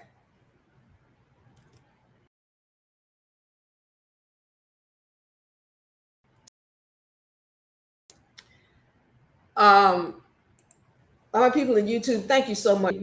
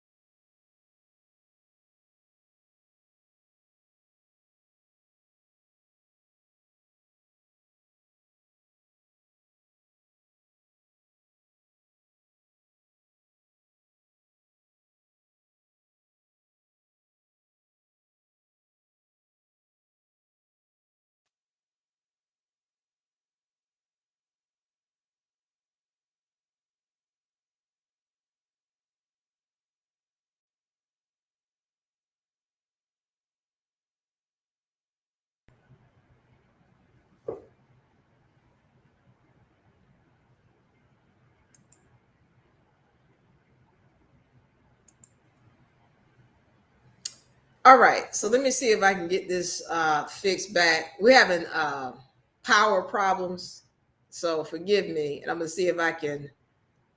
My scenes are not set up right. If you can hear me, let me know. If you can hear me, put it in the comment section. I can hear you.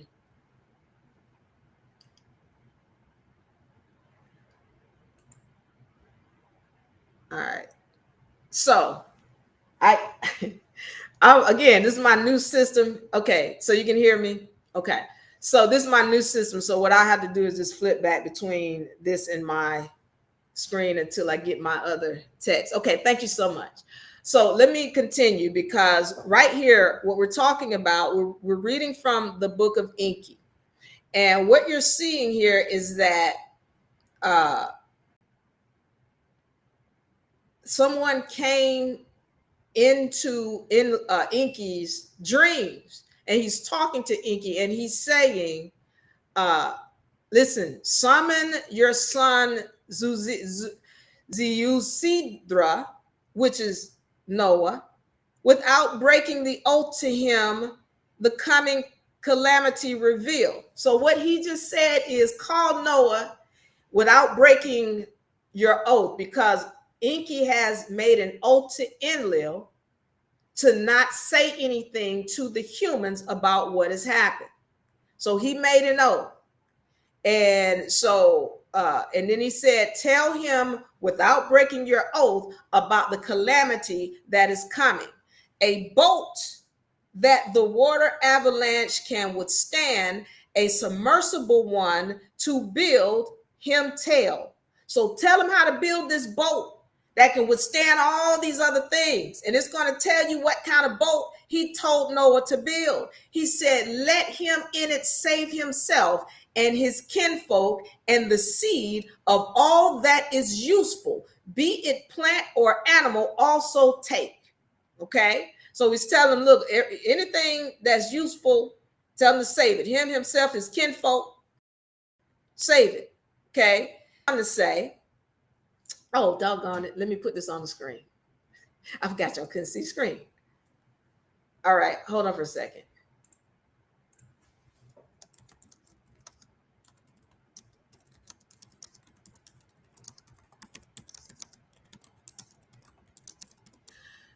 Okay. So we're going to rock like this for a second. Now, in here, I already read all of this. And again, you can download this yourself. But what has happened is that all up here in this section, this is where this man has come into the dream of Enki and told him, hey, look, I want you to tell Noah without breaking your oath, that this calamity is coming. You're going to give him a boat to build. You're going to show him the tablets of how to build this boat, and save his kinfolks in him and put all the seeds into that with him. That's what this person in the dream is telling him. So then it goes on and it says, that night, by the way, it's being made clear that Enki is absolutely Noah's father. That's being made clear. That's father. They call him, remember, the Anunnaki are calling him Zeusidra. Whereas on the human side, Enoch told him, call him Noah. Okay? Everybody got their different names. So that night, to the reed, but where Zeusidra was sleeping, Enki stealthily went. So this is where he went to Noah's house. And this is very interesting how he had to keep from breaking his oath. The oath not breaking, the Lord Enki not to Noah, but to the hut's wall he spoke. So to keep from breaking his oath, instead of speaking to Noah, he spoke to Noah's house or the walls. He said, wake up to read, wall Enki was saying. He telling the wall to wake up and read. From behind the read screen, he was speaking. When Noah, by the words, was awakened to him, Enki from behind the reed screen said, reed hut read hut, to my words, pay attention to my instruction, heed and pay. So we're telling the wall to pay attention. He can't talk to Noah, but I can talk to your house. And if you happen to hear me talking to your house, well, then fine.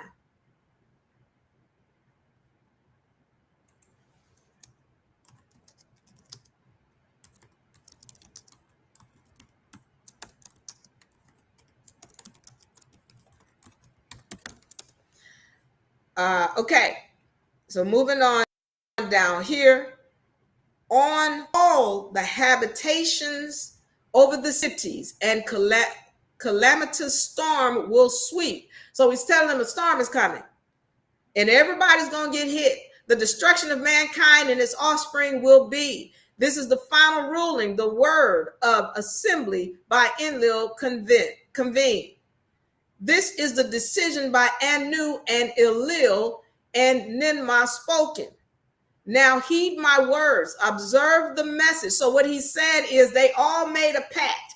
Anu made a pact, Enlil made a pact, and my sister, she agreed to this. They can't talk to you, but I'm talking to you, house. Now heed my words, observe the message that to you I am speaking. Abandon your house, boats, build a boat, spurn possession, save the life.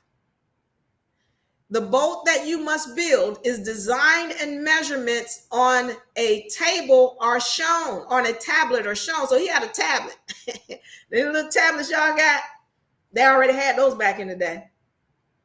By the reed hut's wall, the tablet I shall leave. Make sure that the boat shall be roofed throughout. The sun from the inside must not be seen. The tackle must be very strong. The pitch strong and tight to ward off the water. Let the boat be one that can tumble the water avalanche to survive. In 7 days, build the boat until your family and kinfolk gather in the boat, food and water for drinking, heap up household animals and bring. Then on the appointed day, a signal to you shall be given. A boat guide who knows by me appointed to you, that day will come. Meaning what he's saying is, I'm going to send a guide, which is his son. He's going to send his son over there to guide that boat through the waters. And on it, his son is going to be carrying the DNA of all of the animals that he and Ninmah have collected. On that day, the boat you must enter, its hatch tightly closed, you must. An overwhelming deluge coming from the southlands, and life shall devastate. Your boat from its moorings, it shall lift. The boat shall turn and tumble. This is not no regular boat or ark. This is a tumbler. This is a submarine almost. Fear not. To a safe heaven, the boat guide will navigate you. Don't be fearing. My son gonna hook you up. He got you. You in good hands. By you shall the seed of civilized mankind survive. So Enki stopped talking. And then here is Noah talking. My Lord, he shouted. Your voice I heard. Let me see your face. Not you, Noah, have I spoken to. I'm not talking to you. I'm talking to your house. The reed wall did I speak. So said Enki. I'm not talking to you. I was talking to your house. By Enlil's decision, by an oath upheld, I am bound to that. All the Anunnaki swore. So we swore to take an oath not to tell you guys anything.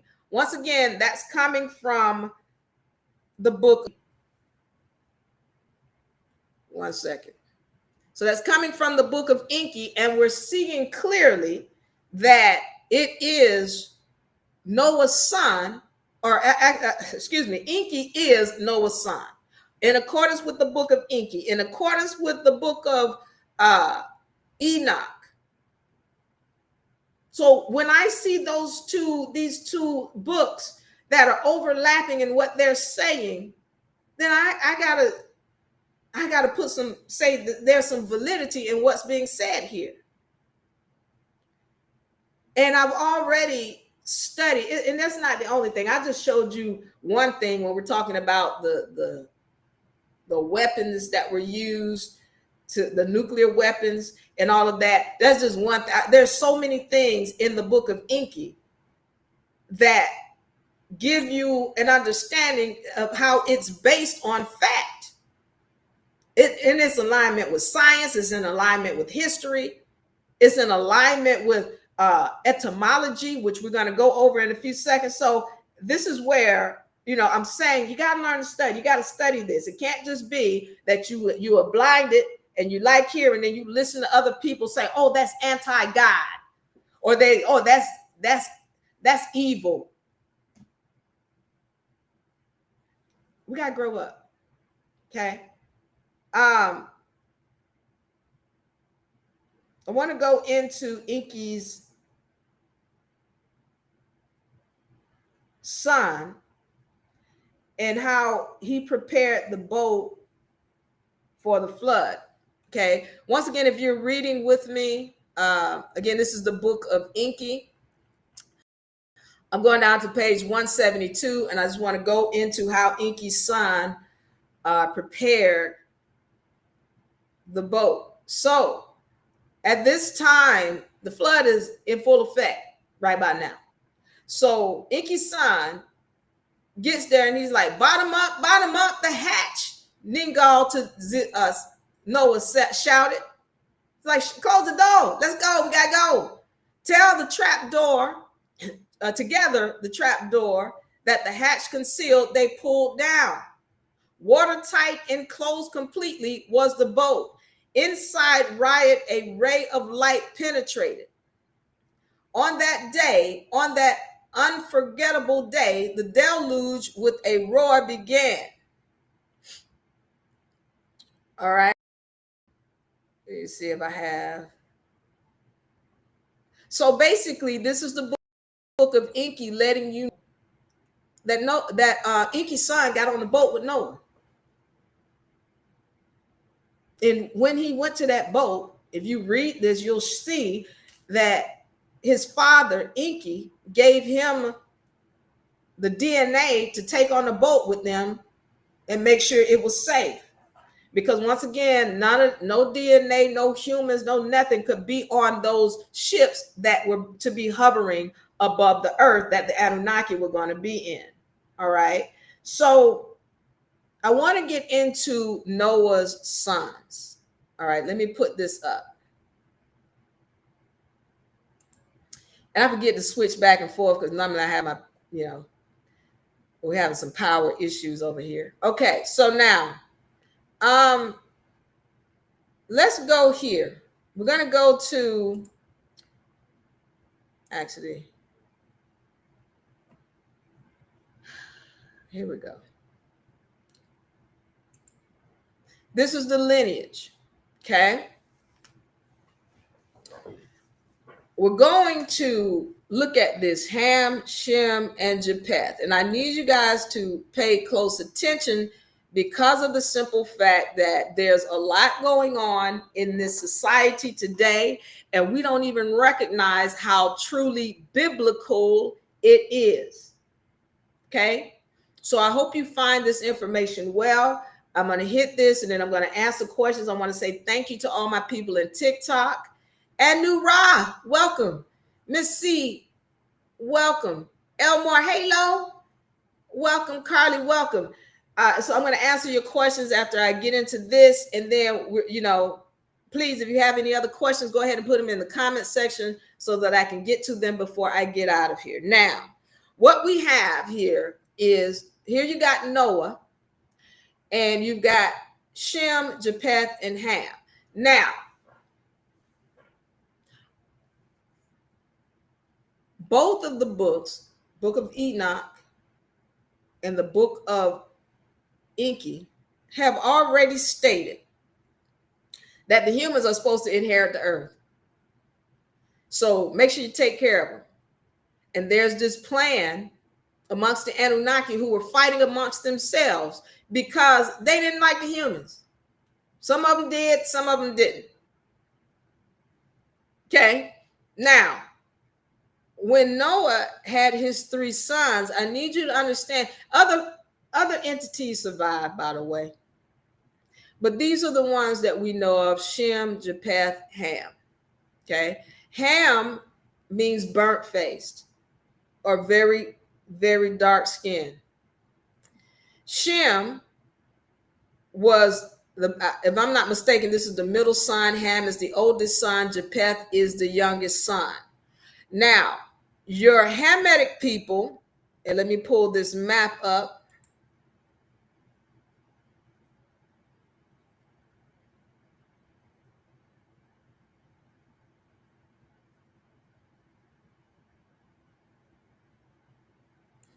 So your Hamitic people tended to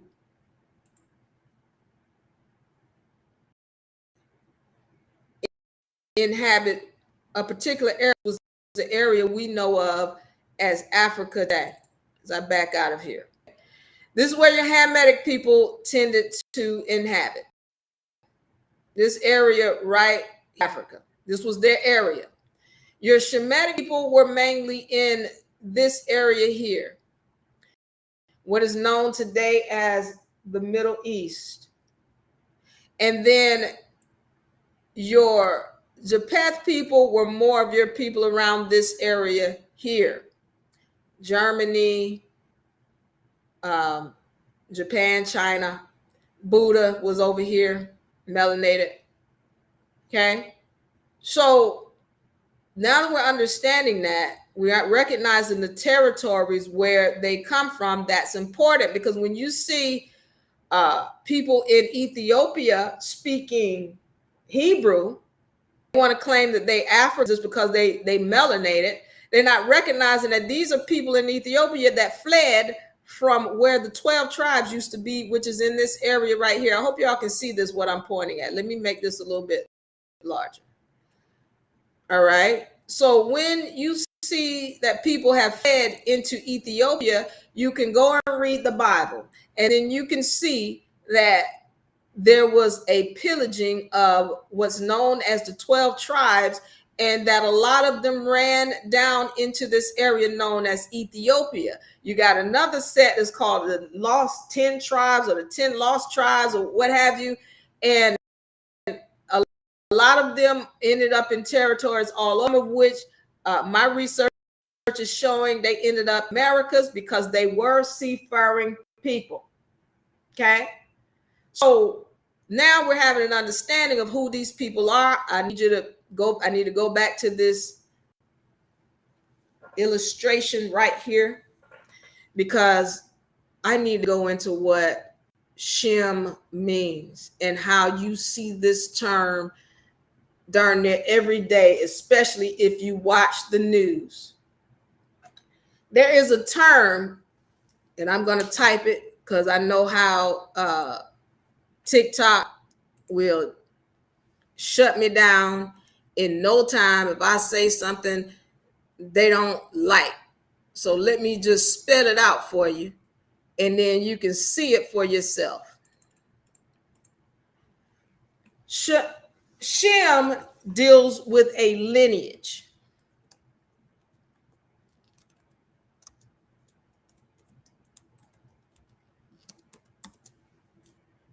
If you can see this term on the screen,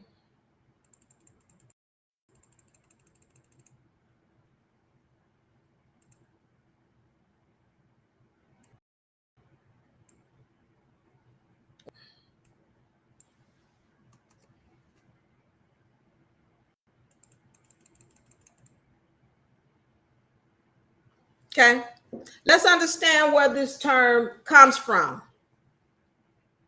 So let me put this image back up on the screen. This term right here, Shem, deals with the lineage. And so when people say they are of this lineage, they're saying that they're of these people here, all these different people here. You can't be of this lineage if you from these people over here. Ashkenazi. Hold on, let me zoom in because somebody's like, I can't see it. This is Japheth's lineage. You from over here, you're not from Shem. If you from down here, Cush and Ludim, Sheba, you're not Nimrod. You're not from Shem. When we're talking about the Jews, we're talking about people of this lineage. And let us be clear that these people were all melanated at this time frame. All of these people were melanated at this time frame. Anybody who reads the Bible, you know what, I need to say something.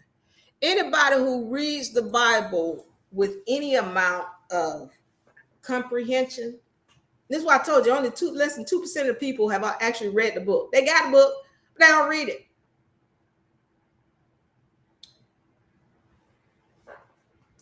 Anybody who reads the book with any comprehension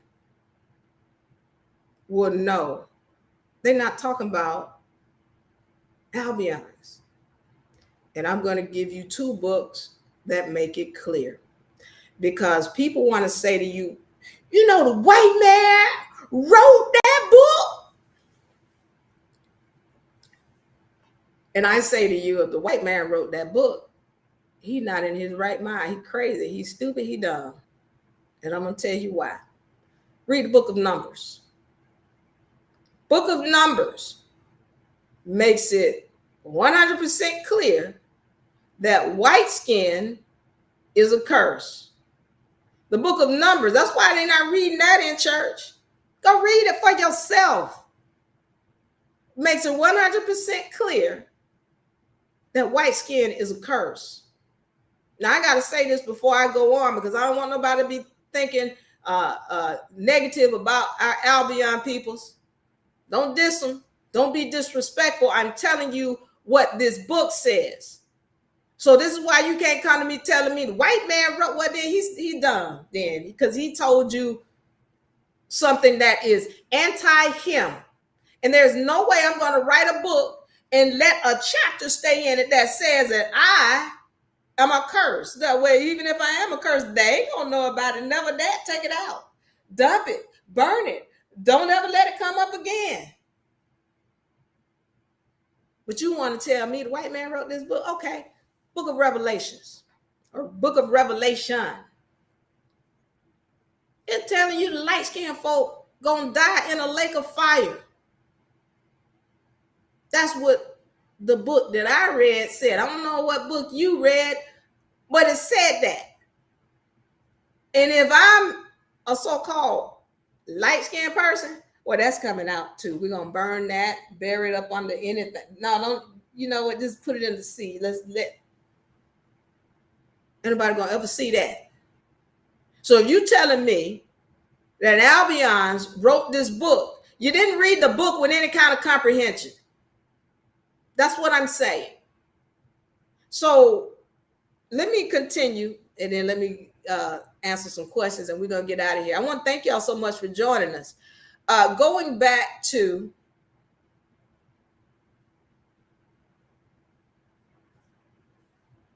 this illustration here, okay? So we're understanding that when we're talking about Shem, we're talking about a lineage of melanated folks. Let me make it clear. This is not no diss to my light-skinned people. I know y'all, we all one and we is child of God, okay? But I'm telling you what this Bible says. And right here, it's saying that these people from the lineage of Shem, which is Noah's folks, or the one that supposedly God loved the most, these are the people that this God claims to love the most of this lineage. And mainly, and it wasn't all of these people, it was mainly these people right here, these 12 people, these 12 tribes, all right? So with that being said, when you're talking about a Jew, the original Jews were from here. Like the term Jew comes from this particular lineage of Judah. So Jew comes from here. Judah, this was a shortened term. And then all of them ended up being considered, quote unquote, Jews. Meanwhile, you got some people who say they are those people. They are really from here. This place right here. They are of this lineage. So what does this have to do with anything? See this term right here? It is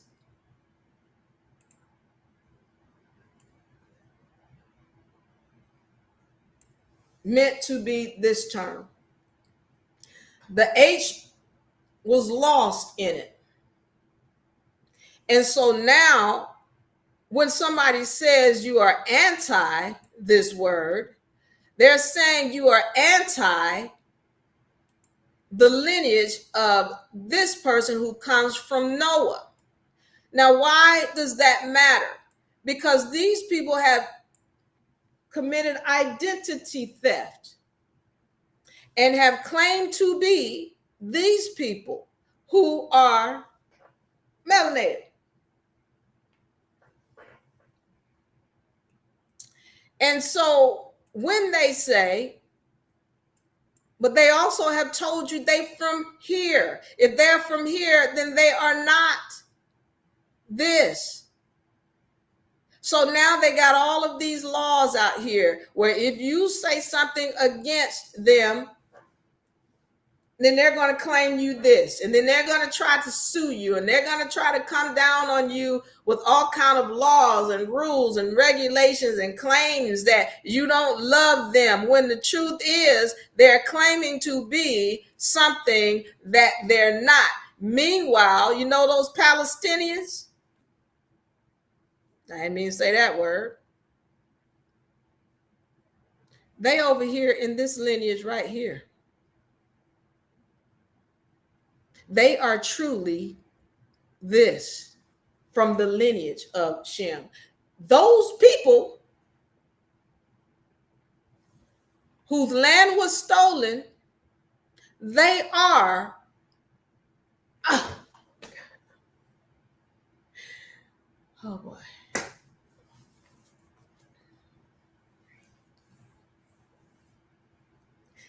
All right, let me say this again. Meanwhile, those people who are from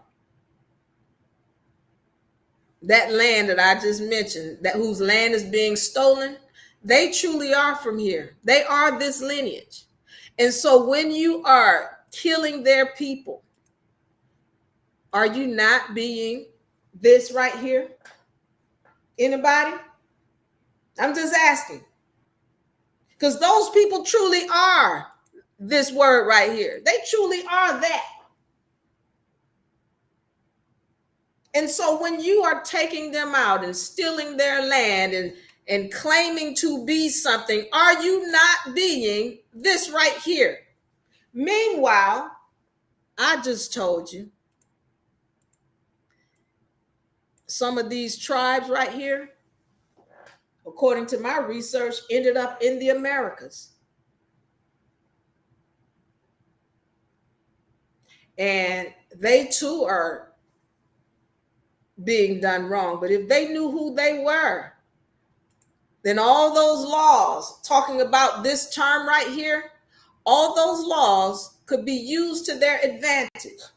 This is why it's important to know who you are. This is why it's important to read outside of the book. This is why it's important to come out of your religious mind hole. This is why. Because if you knew who you were, you can use those laws to your advantage. All of this whole deal where they're using this term and they're saying, oh, you're this word. And I don't want to say it because I know how they flag me, and then they'll take my information down or take my site down But again, we're going to get to the point where that's not even going to matter. But I need you to know what the truth is, what the facts are, so that you can come out of your bondage. Because without knowledge, you cannot be free. If you're ignorant, you cannot be free.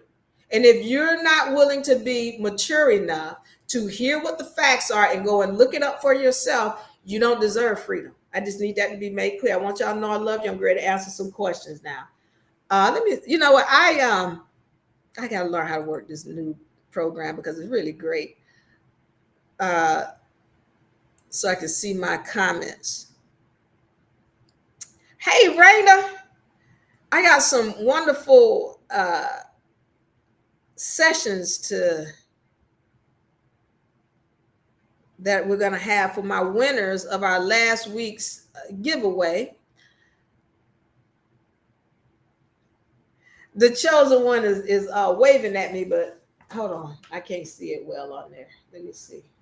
All right, let me scroll back up and ready to answer some questions. I hope you all have found this information. Well, there is so much I can go into concerning these 4 books: the Bible, Book of Enki, Book of Jasher, Book of Enoch, and they all join. And the more you read them, the more you truly understand. Especially go and read about Sodom and Gomorrah. I'll probably go over that at some point. The rib story, I really need to go into that so that we can see the science that backs the Book of Enki. Okay, where can you get those books? Father Divine, you can go online and type them in. Normally, if I'm going to go Book of Enki comma PDF, Book of Enki comma PDF, and then it's going to come up in Google. Book of Jasher, and that's Jasher. Let me tell you something. I really love the Book of Jasher. And I read a lot, but it's not like I like go out of my way to read things. But I really love that Book of Jasher. Get that Jasher. What it means is uprighteousness. Jasher means uprighteousness, so it's not a name. Book of Enoch, Enoch. Okay, and then you can get the Bible. And then I have people saying, let me say this, and then I'm gonna answer some questions. I had people saying to me, yeah, you don't need the Old Testament no more. Let me say something to you. I told you that those books come from the Sibyls and the Oracles. The Sibyls and the Oracles. And the thing about that is somebody knew. And I had to learn this myself. I had to learn this by doing my own research. So how did I find out? So I was reintroduced to the Bible by my cousin, because we all went to church, Monday, Tuesday, Wednesday, Thursday. We went to church. But I wasn't reading no Bible. I'd be in there, I hear stuff. I'd be like, okay, that's cool. All right. But when she reintroduced me to it, I had to read it. I read it all the way through, and then it wasn't even reading, because with the Bible, you got to study it, because you'll read this, and then it's like you find something else, and then you got to go back and read it 2, 3, 4, 5. Okay, you got to study that book. But then I found a lot of answers when I started reading the Bible. Okay, so now, my reason of bringing that up is, just getting back to this point. You're having people say the Old Testament you don't need. Somebody was trying to warn us of what was to come.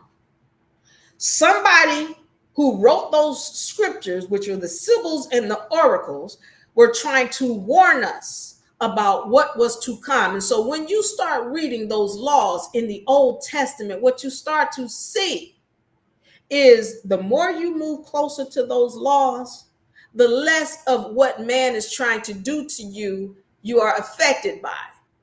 The more you move closer to the laws, the less affected you are by them trying to poison your water, poison your clothes, poison your this, and you're less affected by that. Was what that mean? Grow your own food. All right, don't be getting tattoos. It's telling you all these things. Don't eat this, don't do that. Why? Because somebody knew. All right, so listen to what I'm about to say. It was when I was reading this book, it was talking about you don't eat pork and don't eat shrimp. And I was like, well, if I want to eat pork, I'm going to eat me some pork. I don't care what you say. And I ate pork. And then I started to recognize that every time I would eat pork, it would jack my blood pressure up so high to where it's sitting up there where it's like that, you are hypertension.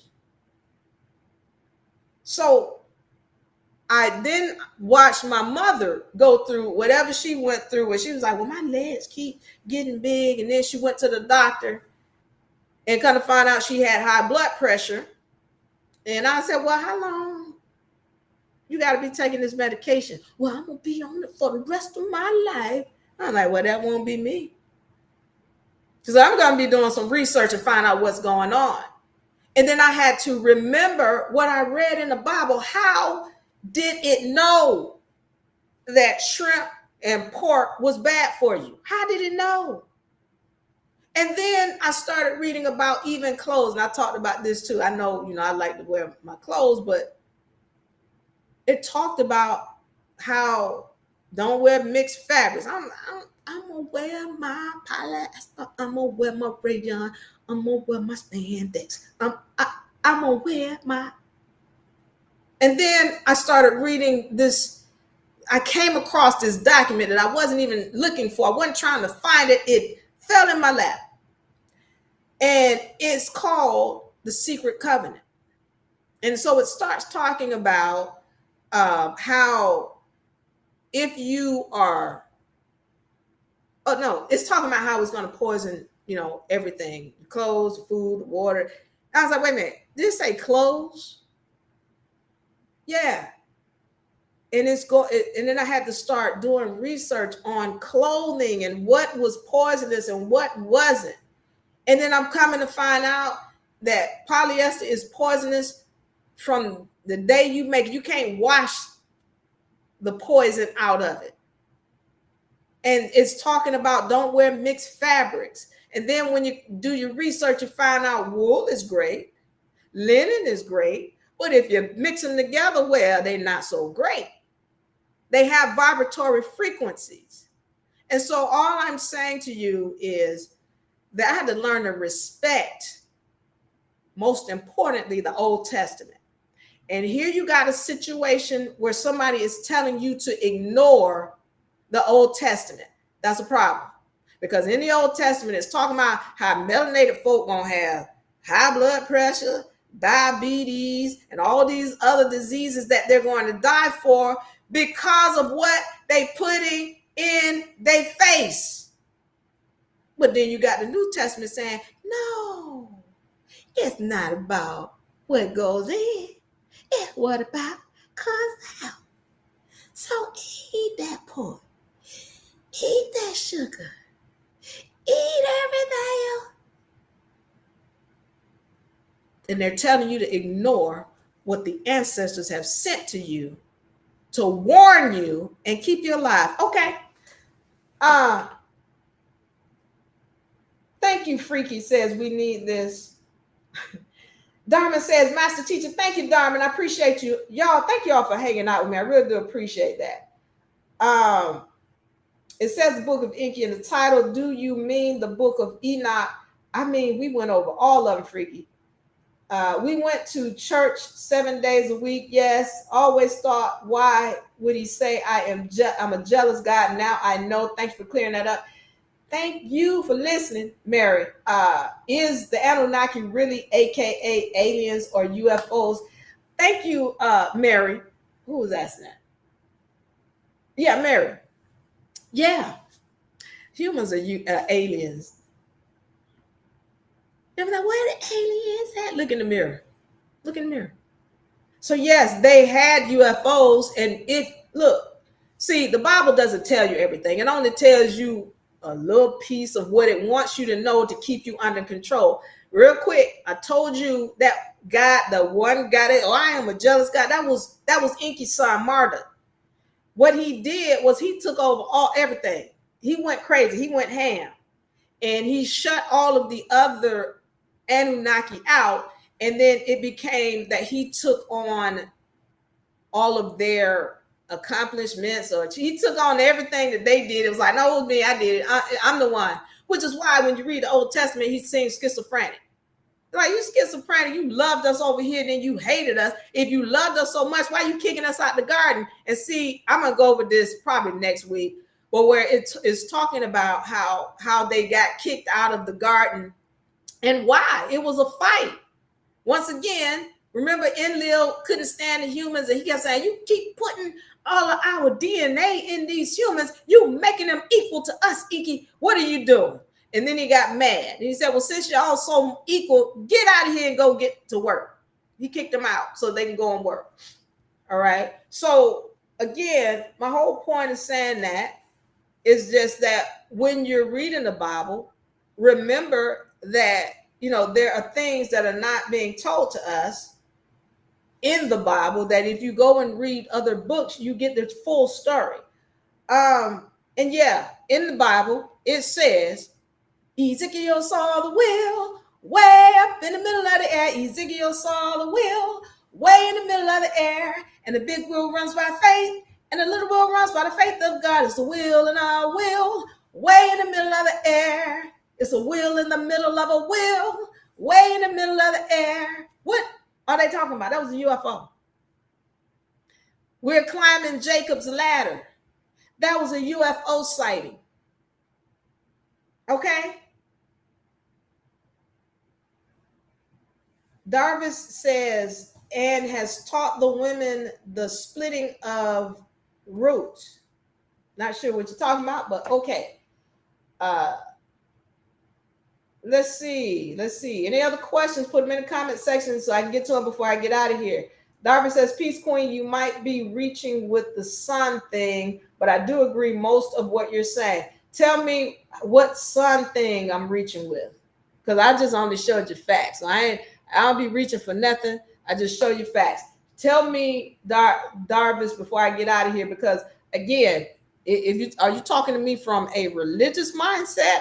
Are you talking to me from a proof mindset? If you're coming to me with that Father, Jesus is the Father, Son, and the Holy, okay? If you're coming to me with that, okay, we're gonna have to have a conversation. Shem was the oldest. All right, so Darby says Shem was the oldest. Okay. Love and light family. Thank you, Divinity. Raina, welcome. User, thank you for the love. According to my research, they all left the Americas. Okay. I doubt it. But okay. Powerful book. The Chosen, welcome. Thank you for the love. Divinity says it lowers your frequency. Yeah. Certain fabrics. Yeah. Lady says the facts, Diva. All right, lady. This is just amazing. And I actually read that myself in the Bible about white skin. It came from Jacob, Esau. Esau. Okay. Thank you, Mary.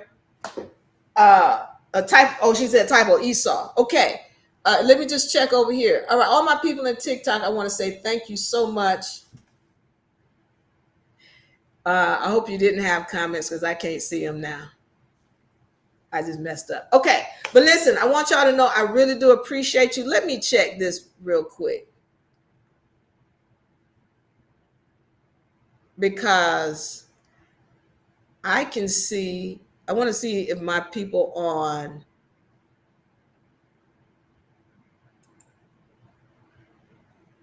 in my other pages are responsible. Okay. Okay, good. So listen, I want y'all to know I really do appreciate you. Thank you for your love. Thank you for hanging out with me. I hope you found this information well. I'm probably going to come back next week and finish up with the rib story. the names that have been removed from the Bible, the gods that are walking the earth, Sodom and Gomorrah. So I'll come back next week with a few more things, fasting and why it's important. I'll probably even talk a little bit about the laws, that if we were to start following those laws, we would be in much better shape. All right. So I want y'all to know I really do appreciate you. I love you. I thank you for being willing to study, because we out for freedom. My nations out there, I love you, nations. All right, let's go. If you're not a nation yet, go to UNA Republic. Let's get you into that nation status so we can all go towards our freedom. I want y'all to know I love you. I thank you. I appreciate you. We're going to see you next week. I'm out. Give me a hug.